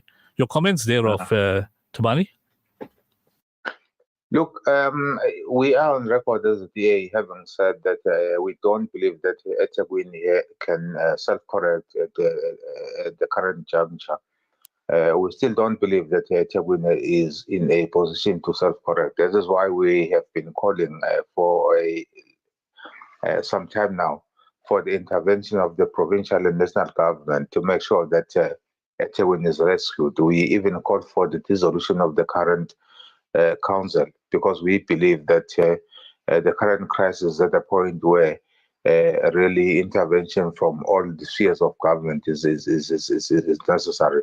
But of course, we do believe that where people are not doing what they are employed to do, there must be tangible consequence management to make sure that those that are found to have neglected and underperformed are held to account. But we reiterate the fact that we need public activism in this matter in terms of your ratepayers associations, the public representatives, and all spheres of government to work together because we do believe that eThekwini is at a crisis point where all hands must be on deck to make sure that we rescue eThekwini. Tabani, I interviewed some of the representatives of the committee that the state president appointed to provide support to eThekwini, and I interviewed others who are involved with Section 154. I'm not going to mention names. Now, we know Mike Sutcliffe and Cassius has been appointed. And it would appear, from my perspective, having a decent experience in eThekwini, that these guys' interventions are limited in the sense that we all know, and even the councillors know, from the city manager downwards, that's where your service delivery armies. And the oversight committees are your EXCO, your portfolio committees, and indeed council. So you all place a lot of reliance on the officials. But here our ratepayers are hearing or picking up regular articles that your city manager is incompetent, he's having a dispute with his DCMs, and there's a blame game down the line because there's a whole lot of incompetent officials. So what is council and the executive committee doing about the incompetency that you have there? Because if they don't deliver, then the council is being implicated, and that's why the call is coming for not only Section 154, now Section 139, where there must be an administrator appointed and bring in people that can deliver. Firstly, unfortunately, in terms of the legislative requirements, there are things that we as councillors can or cannot do. Our role is that of oversight. We cannot impose ourselves and instruct administration as to what to do, because legislatively we are limited in terms of that. Secondly, it is true. I think the Section 154 is in fact very limited because all they can do is to support and advise. And advice is something that one can take or not take. So we've always believed as a DA that what is necessary and needed in eThekwini is in fact Section 139. That's going to make sure that the city goes under administration and we've got an appointed administrator to take and oversee the affairs of the city. But one must say that, as I said earlier, our involvement as councillors is limited in terms of legislation, and there are things that we can and cannot do. But again, I want to reiterate, as the DA, we believe that what is needed in eThekwini is Section 139, not in fact 154. But we do believe that if the city manager is at fault, unfortunately, these are things that you and I read in the media. And COGTA and all other stakeholders have not really presented reports to us to say as council, because we are the employer of the city manager as council. For us to act against the city manager, we must have a report that is presented to us that these are the issues that the city manager is facing. So far, we have not received such reports. The only thing we do is to hear from the media and read from the media as to allegations against the city manager. So in terms of that, we are limited because we can't work on the strength of what we read in the media. We would want, as we have said publicly as the DA, that if the MEC and COGTA have got reports that implicate any senior officials in the city, they must present those reports to us as council and EXCO so that we can process those accordingly, and those that are found to have transgressed are held to account. Tabani, I agree with you, but where I disagree, having experience in local government and listening to ratepayers, and ratepayers are vibrant and verbose about it, is the fact that somebody must take responsibility for poor service delivery, which some of the councillors have ranked to below 3 out of 10. Now, if the city manager is running the city together with his subordinates, and in terms of their performance management plans and assessments, unless it's rigged, they should be held accountable and obviously dealt with appropriately. So from the point of view of action, you got to look at the performance, because if the performance is poor, then officials must be replaced. So is there any thoughts given to that aspect? Forget about the corruption. That will take its course, maladministration, corruption. But poor performance is a key to dealing with individuals being moved to other departments or services terminated, because many of them are on contracts, 5-year contracts. Now, if their individual is not meeting his targets, and certainly the community is saying that there's poor service delivery, so it's an outcry. So how is council and how are the councillors dealing with this issue of poor performance? It is true. What you are saying is not anything new to us as the DA. What you are saying that the ratepayers are saying in terms of their vibrancy activism is something that we have said all along as the DA, to say there must be consequence management in terms of those that are underperforming. The fact of the matter is that there is some kind of political protection of people who are underperforming. But again, as I said, what we are saying is we don't disagree with. Ratepayers associations are quite correct to say that those that are underperforming must be held to account. And it's something that we've been public saying as the DA, to say if there's underperformance, whether it's the city manager or the deputy managers or the heads of the department, those people must be held to account. Unfortunately, those are Section 57 and 56 employees who are politically employed, not necessarily by political parties, but in fact, they are employed by council. Then council, in its way of functionality, is a political structure where whatever you say as a caucus, it is dependent on whether you have enough numbers to overturn and make sure that people are held to account. But it is true what you are saying, that we've been saying as the DA that those that are underperforming, whether it is the city manager or his deputies, must be held to account, and we reiterate that position. Tabani, all I'm doing is using my crystal ball of knowledge of the municipality and commenting. But I want to close this discussion. I know your party's sort of interventions is limited, but the Premier said that broken municipalities in KZN are being fixed. Most importantly, Durban is starting to work again, and the ratepayers are saying no. So my suggestion to you as a parting comment, Tabani, is to get your representatives in the GNU in province to meet with the Minister of Kokta and the Premier and say, we disagree with you. Broken municipalities are not being fixed. They're not working again. The service delivery hasn't improved. Now go to start and deal with the city manager downwards and take action for poor performance, and side by side those allegations, because where there's smoke, there must be fire. So my suggestion is, on a closing note, go that route and maybe you will get some response, because the ratepayer is utterly disappointed, and we're hearing this all the time. So your closing comments, Tabani.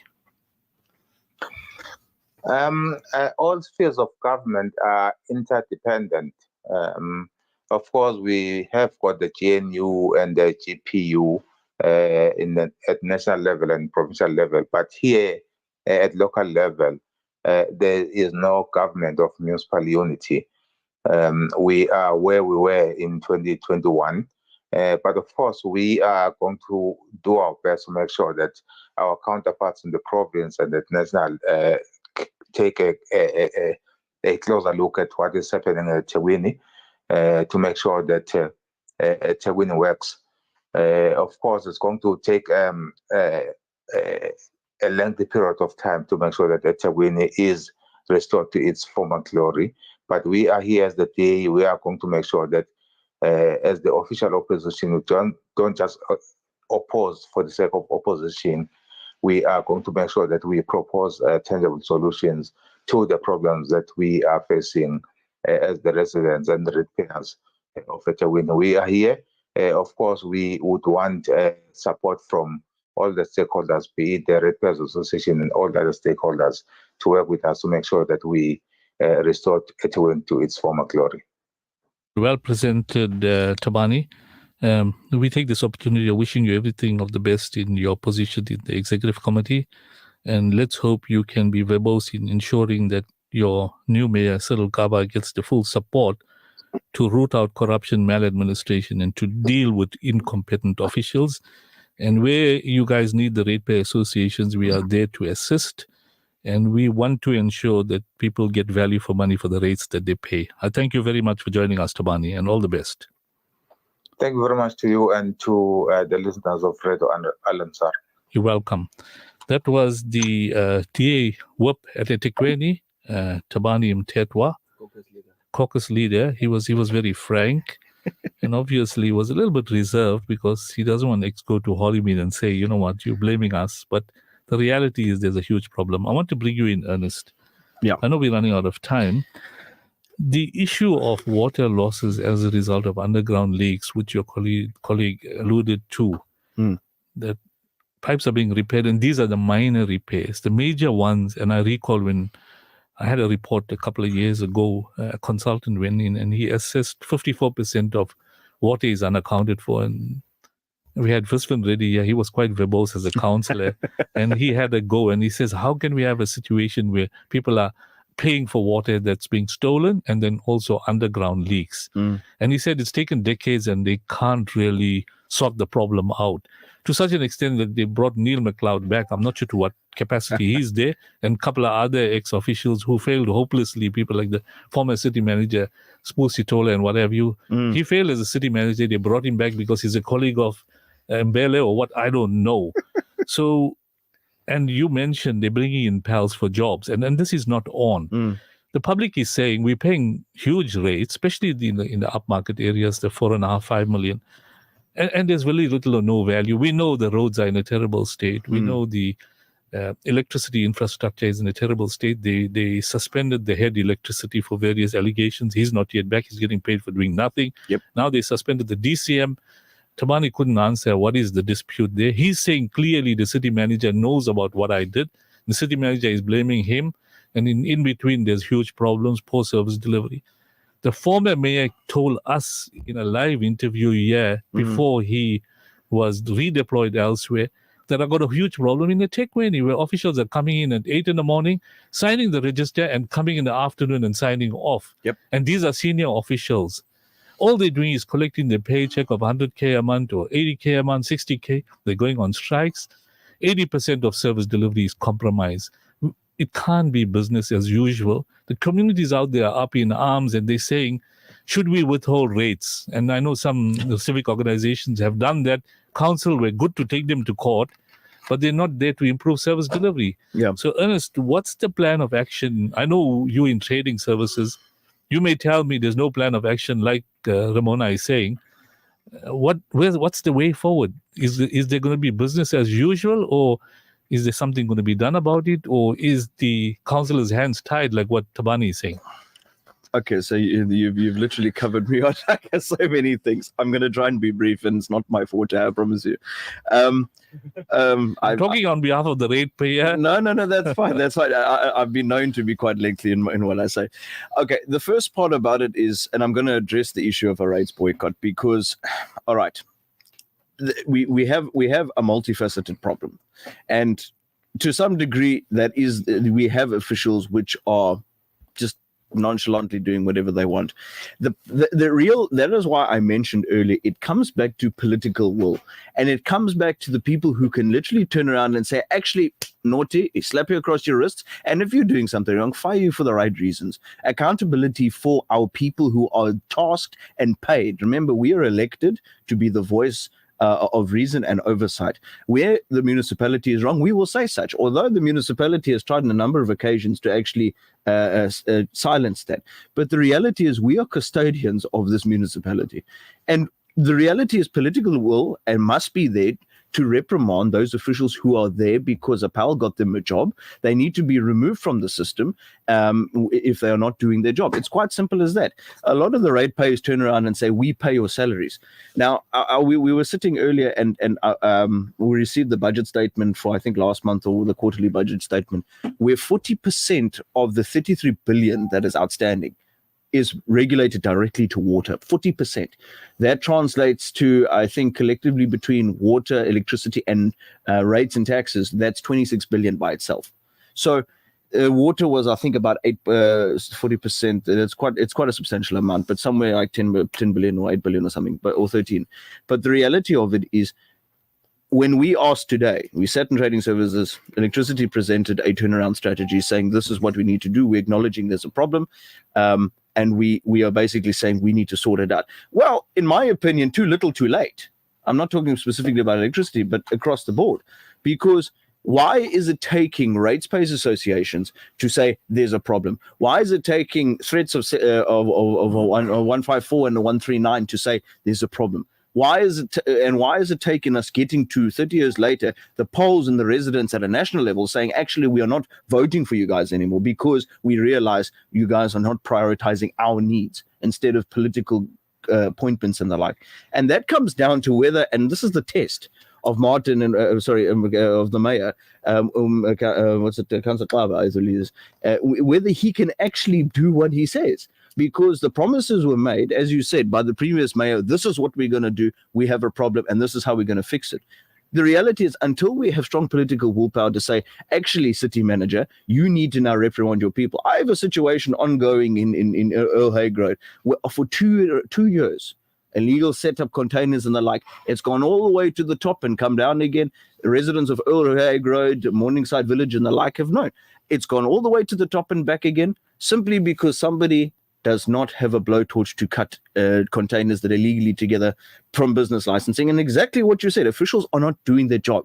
So it literally needs a complete overhaul from top to bottom to say, if you want to be employed by this municipality, you are there for the people of this municipality. You're there to commit a function. You are there to do it. But again, you cannot have an organization that we give a pat on the wrist or slap on the wrist for something serious to somebody who's politically connected, but on the other realm, now we use use these same methods as a political weapon against people you disagree with, and politically so.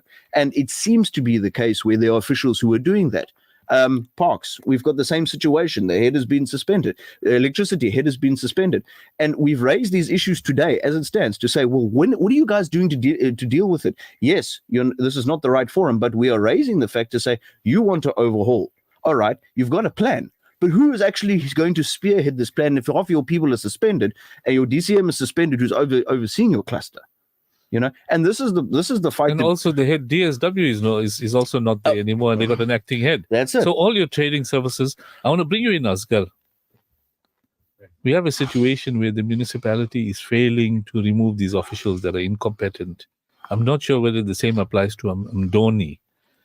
What Ernest is now telling us is 139 is necessary so that you can have an administrator to bring in people can do the work, keep the other guys aside. Samu is going to fight to say, don't dismiss our officials, don't discipline them because there's bugger all wrong with them. That's the nature of unions, Imatu and Samu. What is your recommendation? I know Al Jama is aligned to the ANC. ANC is protecting their individuals, but it's costing them. And this is why we got the GNU. So what is your suggestion as a councillor from Al Jama aligned to the ANC? You support 139, or what is your position? I think councillors in general need to exercise their rights. Calling for 139 is just a smokescreen, in my view. Because calling for 139 is kicking the can down the road. Because you still have to come back as councillors, whichever administration comes back, will still have to deal with the challenges. So councillors must be bold enough to take the bull by the horns. And if there are officials who are failing to do their work, then those officials need to be brought before the portfolio committee account. And if they can't account, if there is gross negligence, then council has the authority of consequence management. But they're not implementing it. Yeah. This is what they're saying for the last couple of years. From the time Pa fell off the bus, there are officials that were implicated for millions of rands of corruption, but are still holding those portfolios. And the reason why it's not being implemented, and I'm telling you practically, and I know what's happening. I was in that space, and I'm not afraid to talk, whether it's the ANC, whether it's a DA, we ran the elections, it is because the guys at the top are implicated and they're afraid of tackling the guys and holding the guys accountable below them, because that's what the DCM said, the DCM Trading Services. He says, you are telling me I'm going to be suspended, but you're responsible. What about you? And the mayor is protecting him because EXCO took the decision of suspending the DCM. And Makwanya is saying, you guys are responsible.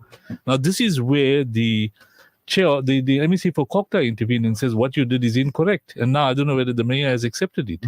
So what we're facing, Asghar, is simply accountability, a perpetuation of corruption, maladministration, protection of corrupt officials. And you know why? Because a lot of councillors are implicated with them. We know some councillors are facing the criminal action. And you know, the names are there. Many of the councillors are former the mayors DSW issue. So, and now there's a major problem because the corruption goes through the system. And this is what caused problems in the last provincial and national elections. And the president was concerned about it. But how many years have gone and no action is being taken? And this is why not the opposition parties are talking. It is the ratepayer associations are saying, go for Section 139. So you got an administrator that will go in and deal with these issues and ensure that there's improved service delivery. And it doesn't mean it'll be the be-all and end-all. It'll just means bringing the municipality back to where it belongs, and then the existing councillors and new officials take over. So, Asghar, what's your take on the matter from your party's perspective? I know you said kicking the can down the road and all that's also, you know, sort of the easy way out. But what is the reality? Because our ratepayers are up in arms. You go to any ratepayer, you tell them, register for elections. They're not interested. No, I think it's very important that, you know, you have identified the problem. Although you say that Al Jama is aligned with the ANC, I want to differ with that, because where we need to oppose and where we need to be objective on issues, we do represent our community. If that's going to be an argument of Al Jama being aligned with the ANC, I can say my colleagues from the DA is aligned also in the GNU sense. No, that's good. Very important for discussion. And I want, you know, I want Al Jama to understand that if you align, you get implicated with maladministration. So if you say we differ, but you can't say I agree in this and differ with that. You basically, when you're voting, for example, in Swane, now we're just digressing slightly. A mayor was removed. He was from the Democratic Alliance. He says, I'm bringing Swane back to where it belongs. Suddenly, there's a situation where they have a vote of no confidence on him. He and some other councillor from Action SA were nominated, and the ANC and others voted in favor of that councillor, happened to be a black woman, and he got left out. Councillor Brink. Now, the situation is, are we really interested in improvement of service delivery, or are we looking at party alignment or party politics again? Because the GNU hasn't been designed just for the sake of the ANC bringing in additional support at a national and provincial level. It was designed to deal with corruption and improve service delivery. That was the theme of the GNU. This is what the president said. This is what the Secretary General of the ANC said. And he's standing by that. There are critics.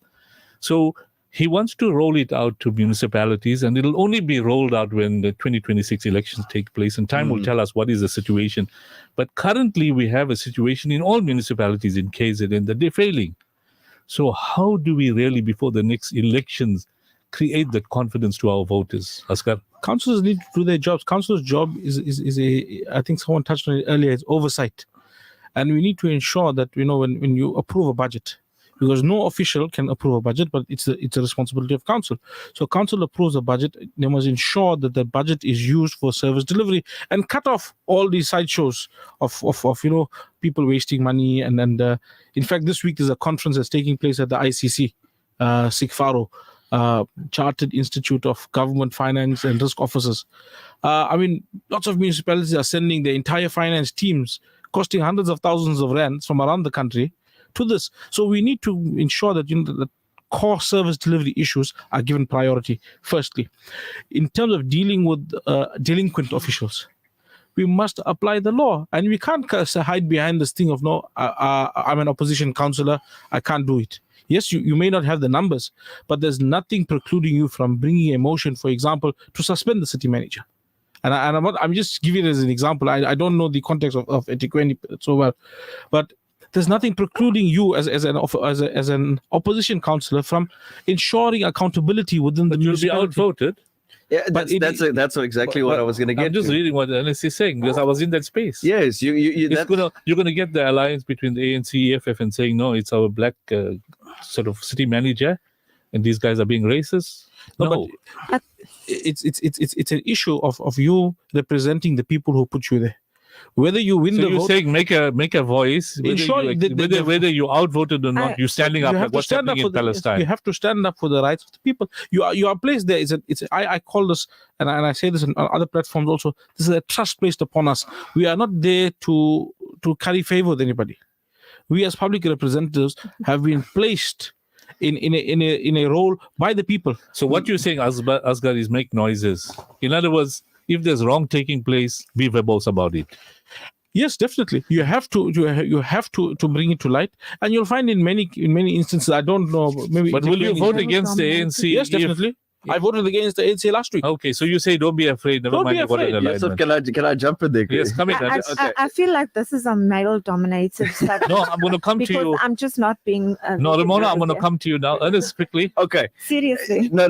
What we need to do is differentiate the politics and actually have accountability measures. I'm going to say the truth. I'm going to say it is the small parties get lambasted for always siding with the ANC because it's been a visible point where they are not willing to effectively account or go against it. I'm happy to hear that you voted against the ANC, but the reality is when it comes and what you are getting to is in terms of voting in whatever council, the minority parties, no matter which one they are, they always have this tendency of the majority of them voting and siding with the ANC. And the effective parties, I hear what you are saying and saying, yes, put a motion of no confidence to the city manager and the rest of them. The reality is, as what happened today, and I'm not at liberty to divulge, but I'll use a scenario to explain.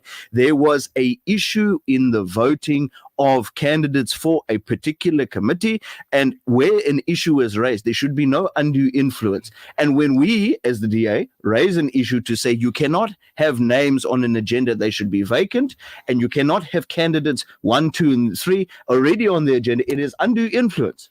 And you raise that, and unfortunately, our colleagues in the ANC who sit in the ANC benches, while you have some members of the ANC and some members of the IFP and the rest of them who want to do good, there is a problematic point with them where they do not want to hold and I say comrades accountable because they are part and parcel of the problem. Noted. Ramona, I want to answer your question. We had 2 females. They took all your time early on, and this guy, I asked this to blame, but you can come in now. I think this radio station is in my ward. No, but you come in, say what you want. I'm not going to stop you. Go for it, Ramona. Tell us exactly what's in your mind, in your heart. The short and long of it all is that there's musical chairs. When you corrupt, you get changed and you get put in a new position so that people can forget, and people don't forget out there. The second thing is that the numbers do count.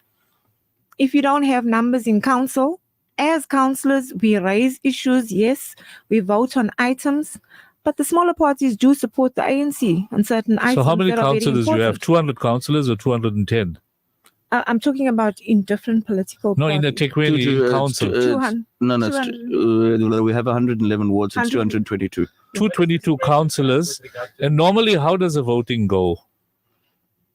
For example, if Ernest puts a motion of no confidence on the city manager and he says, we think you should suspend him, and it goes to a full council, how would the voting go? 125 to 80 against Something it? like that, yeah. Against it. 125 to 80. How many votes does the DA currently hold? 60. 60. You mean 6? 60, and you get the IFP voting with you. Weaker in KZN compared to everywhere else. Yeah. Right? Well, it depends. If you take a KZN system. MK holds how many votes here? In current A handful. What we're talking about is council, and No, talking about the numbers yes. in council. Yes. So we are about 60 DA And who councillors. aligns with you all when you're voting? IFP. You see, usually it's dependent on what item and who, and what we say is according to whose interest does it benefit, because there have been items where the smaller parties, I'm sorry, I'm not knocking you, by I promise you, where smaller parties align with the ANC action, and it depends on what has been voted on. Yeah. But generally speaking, it's the IFP, DA, EFF are next door to us. They hold about 12 or 15 seats somewhere in that region. IFP are a little bit higher than that. So it depends. If we had to bring a thing and a motion of no confidence to the city manager as an example, it would be under fierce debate, because you would have the ANC who's turning around, and as much as they want to protect their officials. Well, yes, but as much as you have, and I'm sorry, I'm speaking on you, Ramona, as much as you have the GNU at the national and provincial level, the reality is when it comes to political parties on the ground, while there is a willingness to work, with each other in committee, It's still the competitiveness. yes, there's still a competitiveness, and there are still councillors who, I'm sorry, I'm going to be quite blunt here, who don't know what is in front of them. They are elected to there, and they don't know what they're doing. Ramona, I want to bring you back in here. This fellow is sticking around because it's a robust debate and it's controversial stuff, but it's reality. I want to know councillor's salary first. No, don't worry about the salary. We're going to come I about can this. tell you about my salary. If you want to earn 25,000 after deductions for 24 hours of work and 7 days a week, you're welcome to Not worth come it, on eh? board. That's what we said looking at. Okay. Now, Ramona, after deductions, we were talking about improving service delivery. That's a subject. The plan to improve service delivery, you mentioned it's not there. No matter what people are saying, it's because the officials may be incompetent. They may disagree. When you take a motion to council, you're outvoted, depending who takes it. The ANC is in a compromise situation because at the moment, they may have the majority in eThekwini municipality. 2026, it may turn around with the emergence of MK, so there's cause for concern. You guys are working towards 2026, but council has to prove that service delivery has been improved by 2026. The intent is not being shown currently. There's a huge problem. You are indicating that what Asghar is saying, that make a noise, you all are making a noise, but you all don't have the power to make the change. The ANC understands. We have the power to make the change. No, I'm saying the ANC understands that the officials are not delivering. The president has said it. The former mayor has said it. The current mayor is there because of it. The task team, president's task team, is looking at it, but their hands are tied. Mike Sutcliffe and his team, in terms of Section 154, is making sort of certain diagnostic analysis. A lot of it is unpleasant to what's going on, but the will to implement those recommendations is a problem. And then what the mayor is saying is we need to deal with the priorities, which is basically water problems, electricity problems, and other problems. Human settlements is major chaos. Those that are in the committee will tell you there's hardly any delivery. We spoke to Duma and he said so. So what's your proposal going forward in terms of dealing with improvement in service delivery? We need to take the corrupt officials out. That's number one. Put competent people in. And what percentage are those? 60, 70%? 80%? 80%. Sure, don't joke, man. Okay. I know she's making a bold statement. No, I'm just with the rate. Your party is going to be happy with her to say 80% of the corrupt officials. But I'm worried about the officials that don't deliver, that don't know how to deliver, because it's no fault of theirs. They've been put there because they're friends of the DCM or the manager, and he decided, I'm going to put my girlfriend in there. Let me rephrase that. The reason why I'm saying 80% because there's just no services. Who do we blame? We blame the officials, and we blame the top management because sometimes, as I said previously, it's not the officials. Sometimes it's the lack of resources. They don't have the resources to actually do the job. There's not enough equipment. There's not enough this, and there's not enough that. And So why don't you say they don't have the ability to They deliver? don't have ability to deliver Because if you take the billing system, people phone in there, those guys don't know what's happening. And people are waiting in queues of 200-300 just to go and implement this debt management policy. And if I must tell you, just an example that I will give you, I myself went through the entire ward looking at abandoned buildings, derelict buildings and so forth, which I'm sure you've seen. Dean McPherson, we addressed the issue that was long outstanding in Musgrave area with the Excelsior Court issue. And that has been from 2015 and beyond. But I had to basically make up a database of all my buildings within my ward and hand deliver to officials so that I can get a response. Because sometimes we send emails or we send detailed information and requesting information because residents are frustrated that these derelict buildings are cause for concern because people are running into these buildings. They're doing a whole lot of nonsense, and I had to take physically a copy, an email copy, and ask requests for issues. The response on the certain issues that I have in my ward. We've also had a Masikana program, but also residents must come out when we have these programs because that program, every single department comes out. And this is where you have a chance to actually ask the questions and hold them accountable. We have a war room now in my ward, which never was in existence. And this war room, we're planning to have it in Musgrave this time. We're trying to, give service to all the areas. So we're going to have it in Musgrave this time, where officials will be present. And when we do put these adverts out or the program that's going to take place on a certain month or a day, residents must come out and ask the questions because the officials will be present to answer those questions.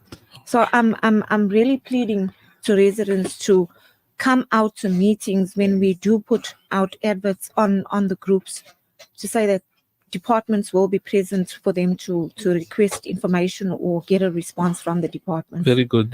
What you're telling us, Councillor Mona, is that people must be vibrant. They must come for meetings. Councillors are active, some of them. Asghar, your closing comments. We ran out of time. No, I think... Sorry, we couldn't ask much more. I've got a host of other questions to ask, but we'll leave it for another day. No, inshallah. I hope that... I just tackled some critical issues. I hope that day comes, inshallah. I think the day comes that we have improved service delivery. Yeah, and we can also discuss these things. And bring back the right officials. Yes. I think we all have... Our youngsters are raring to get involved in the municipalities, our qualified youngsters. But unfortunately, there's no openings for them. Because in the past, it was apartheid. Now it's affirmative action. There's no equality. Affirmative action has to be scrapped because that's what's causing the problem now. 30 years into democracy, they should be the best person for the job. On merit. So, Asghar, what do you say now? How are we going to improve before 2026? Will we get there, or you're still doubtful? First, you touched on the issue of officials. We must understand that local government needs to have the financial muscle to attract the right people. I mean, if you need a CFO, you can't expect to pay a chartered accountant 50, 60 grand a month to come to the municipality to provide capacity. So the first and foremost we need to address is the funding model of municipalities. And that's where we have to engage the national leadership. The Systems Act is going, the systems, there's a bill now, the Municipal Systems Act, which is up for public comment. And we guys need to engage it to see how we're going to affect legislation at the national level that governs the way municipalities run. Because once you do that, although municipalities currently is the most highly legislated sphere of government, we need to ensure that we affect the change from that level, ensuring that the municipalities are properly capacitated through funding. Because currently, I think the municipalities are approximately 60 or 70% of the services is provided by municipalities, but in terms of the funding that comes from national government, it's only about 7 or 8% that is actually municipalities funded. Are underfunded. So municipalities are underfunded. Then you have these issues of non-collection for various reasons, and ratepayers are aggrieved, and that's why they won't pay. But you get some people who just don't want to pay, and then some who can't really afford to pay. So those issues are there, which cripples the municipality. So if municipalities require the support from national and provincial government to ensure that they deliver on services that are mandated by them in the constitution. So we look at the challenges, and we spoke extensively, the panel spoke extensively on water issues. But what needs to be done to address these issues is first and foremost is to cater for proper infrastructure. And then you look at other mechanisms. For example, We live close to the sea. We talk of excess demand.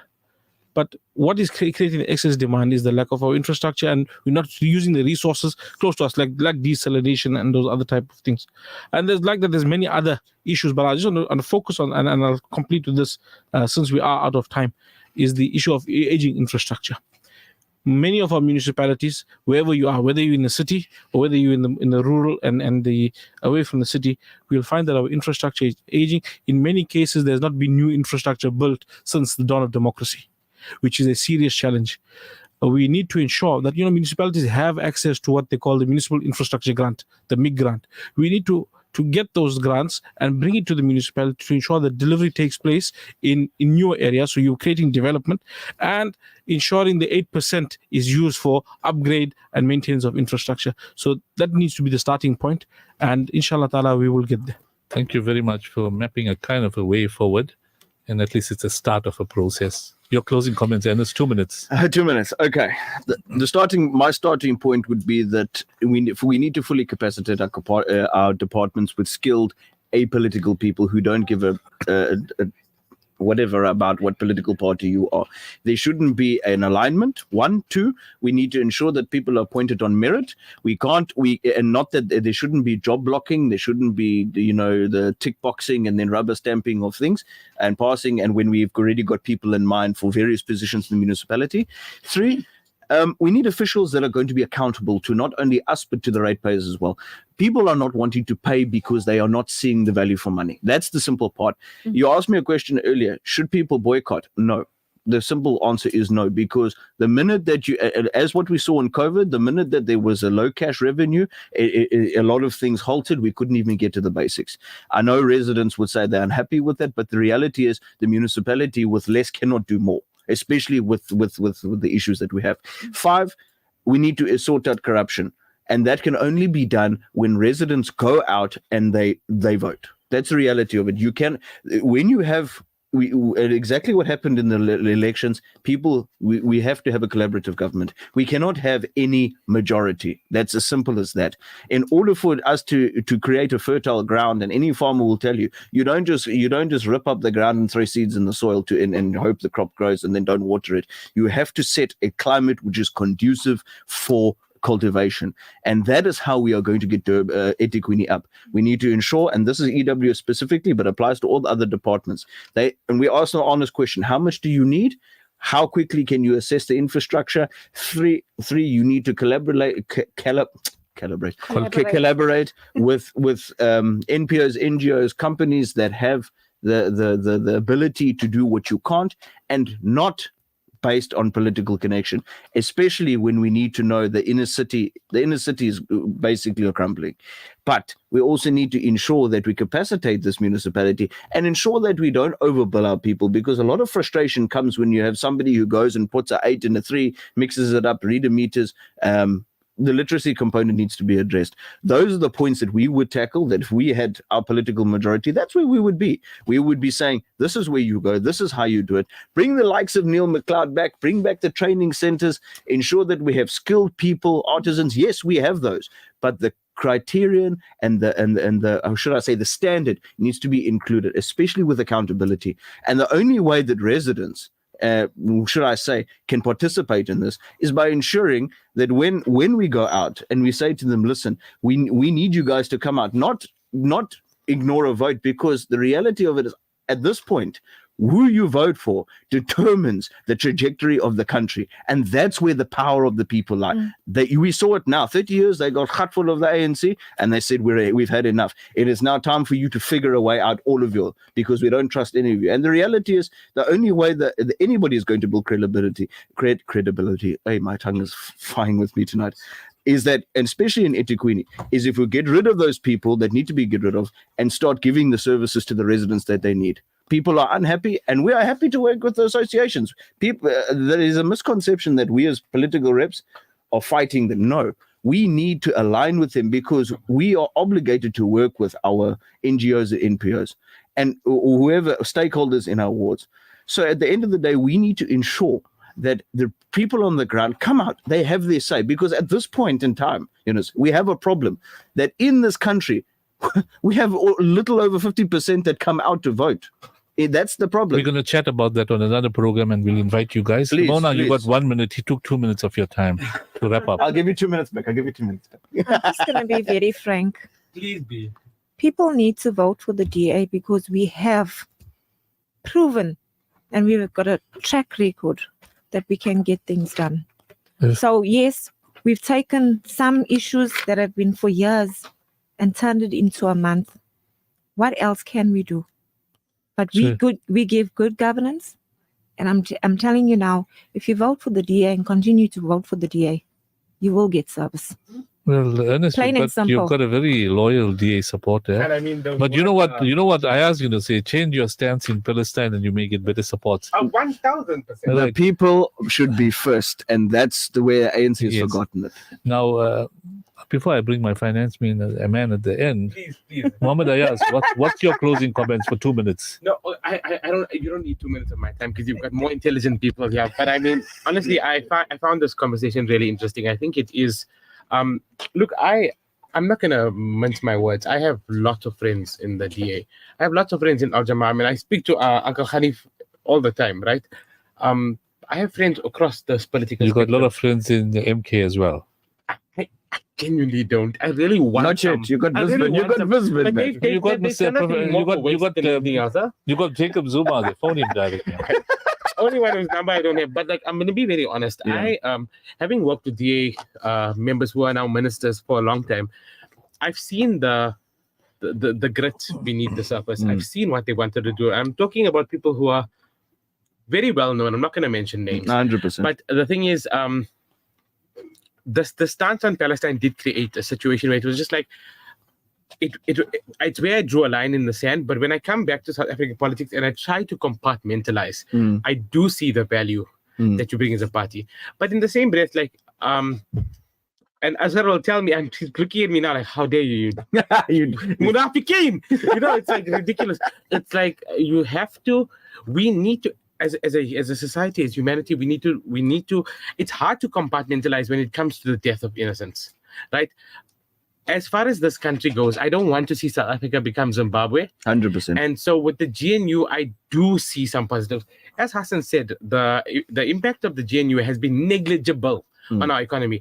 It was purely, the headlines were there because Adrian Basson and Jan Vermeulen are now all on the payroll of white monopoly capital, right? That is the bottom line. It really is that simple. You guys got very lucky that the Stellenbosch Mafia decided, listen here, we need them right now. It is what it is. The reality is that people like you and people like you who, frankly, Johan Rupert couldn't care less about whether you are here or not, are trying to do the right thing for this country. We need to stop voting with this level of cult. There's this cult mentality. If we reach the point that the US is in right now, where it doesn't matter if Kamala Harris or the geriatric skin puppet was on the ballot, right? People were going to be voting blue, right? Because they just hate Trump so much. Yeah. It's like I don't care who give me a tin can and a sock puppet, I'm voting red or blue. It's a cult mentality. We need to start thinking with critical thinking, asking questions, and honestly doing what is in your best interest. I asked your time is up now. Hassan, these guys are talking politics, they're talking service delivery. We made the discussion really interesting. You know, I know the detail, but Ramona told me don't go into too much of detail now because there's no time. We went through our 4-hour session a couple of months ago, just before the elections. We did a 4-hour session. You didn't bring us here. You didn't bring me here. Well, listen, your guys didn't want to come. I told your leader, John Steenhuisen. I didn't like this interview. You know John Steenhuisen. I'm outnumbered by Minya. John Steenhuisen, I met him in Praveen Gordhan's funeral. And he remembered me my name, my surname, my portfolio. And he says, I'm going to come to your show. So he promised me, so you'll have to make sure he comes here. And he chats about the GNU and what's the agenda there, etc. We'll chat about that issue. But Hassan, we know that petrol price, we're hoping it will come down further. Because when you go into the petrol station now, you're putting in $400 of petrol, it's going above the half tank. But previously it was just above the quarter. Do you think we're going to have a further drop? And is the rand going to pick up if the dollar subsides? Because I know with BRICS, the other currencies are now coming on board. Look at the current levels. I don't think so. So if your oil price has moved up because of what's It's over $80 now. It's close to $80 a barrel. But the again share markets haven't dropped too badly. Share markets have been pretty strong, so not impacted as much. With what's happening in the share markets have basically had a cracking run over the past week because of China. So China's introduced about $142 billion of stimulus measures for the economy.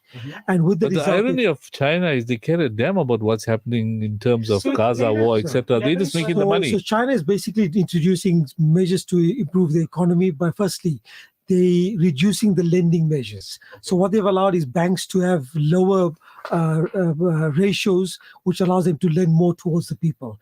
That's very important because consumers need it for the property market and for other parts to spend and the like as well. So that's provided some impetus.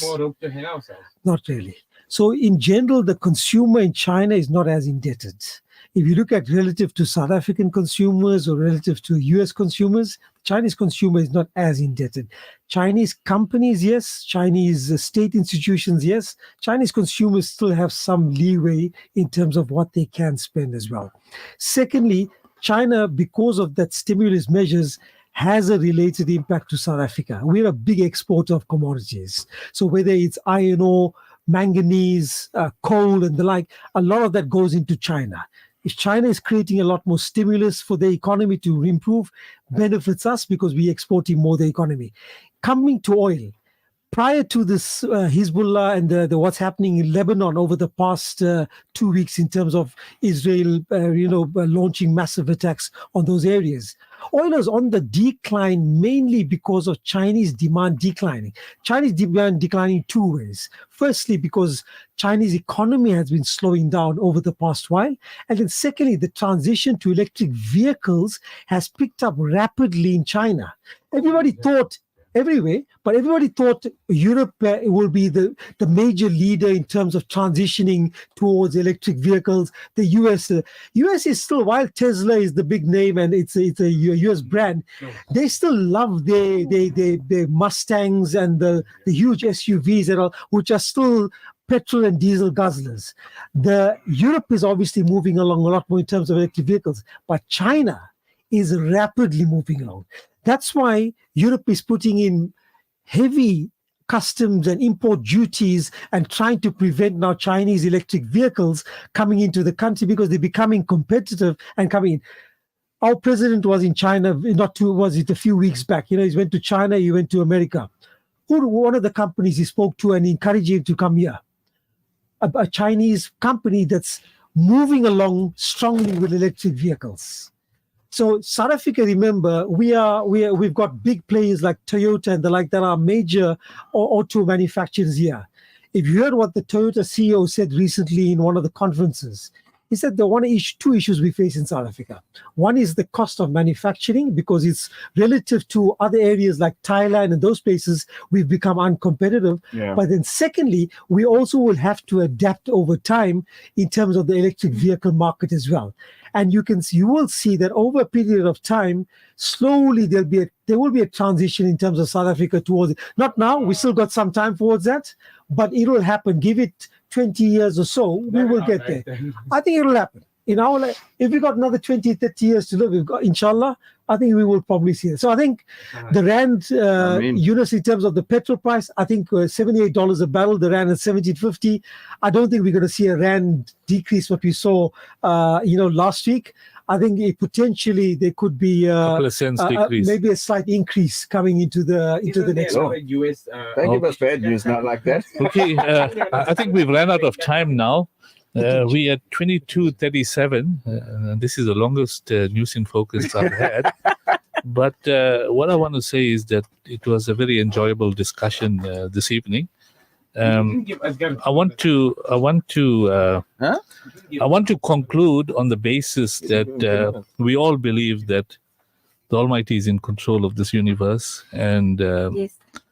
If we pray for the humanitarian side of things, for the improvement of the lives of our people, then we're sincere about it. We will get the desired results from Almighty. And from an Islamic perspective, I always encourage our listeners to obey the commandments of Almighty as shown by our Prophet Muhammad Sallallahu Alaihi Wasallam. But at the same time, there's certain etiquettes that we have to perform, to be honest, to be sincere, to be loyal.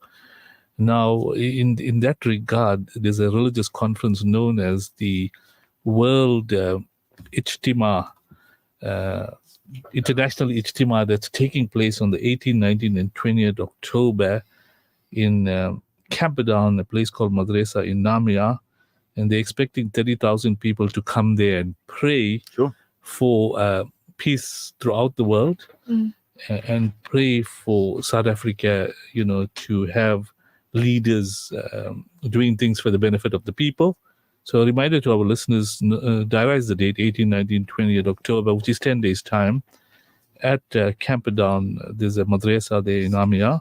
So please see if you can attend the Ijtima in those days. There'll be some world-renowned speakers coming for this Ijtima, and their advices will be to prepare ourselves for the life hereafter, as well as to be good citizens of this world. In terms of the end of this program, I think we had a very vibrant discussion, both on the Palestinian issue and on the political issue. Thanks very much for the updates from our counselors. I want to remind you guys that we had 8 guests in today's show, starting with Hassan Mutala, economist, asset manager, Asghar Khan Al-Jama, counselor, Nasia Sumar, executive member of KZ in Palestine Solidarity Forum, Pamela Nguban, independent historian, Councillor Ramona McKenzie, Ward 31, Councillor Ernest Smith, Ward 27, Tabani Mtertwa, your chief whip, caucus leader, and we had none other than Muhammad Ayas Karim. He's our content head content production executive head of content, but executive head of content, and he's leaving for Joburg tomorrow. He's going back to the dry town of Boksburg or whatever you call it. So Benoni. So he'll be back with us sometime later in the year. I want to thank you all to attending this thing. I hope you'll enjoy the interview. A lot of it was impromptu. That's how I do my interviews. I had a lot of notes, a thick wad of notes, but I couldn't attend to it because it's going to take a good couple of more hours. But we hope we're going to get you all back soon with your leader, John Steenhuisen. I invited the ANC leaders. A lot of them are reluctant because they got very little to show. And I know how the ANC thinks because I helped them a lot. But we have to now indicate what is the truth here, because enough is enough. And even the president said so. Gone are the days, even when they had to basically dismiss Jacob Zuma, and he was a veteran of the ANC, a decision had to be taken. So I think they also cut fall with the situation of service delivery. So we're hoping we can invite you guys again in the future. Please respond, get your leader to respond as well. And let us hear exactly, what's the truth out there. So on that note, we now come to an end of this program. No, otherwise it's going to go for 15 minutes. Asghar will interview him again together with his leader. Why are you fighting so much for him? So, you see, you're giving him a dirty looks like you're supporting us. You see this, he was telling me that, we don't know we'll be able to cover our subject, and by 10 o'clock we'll be tired. Now 20 to 11, the man is still fresh. And you said you wanted to go home.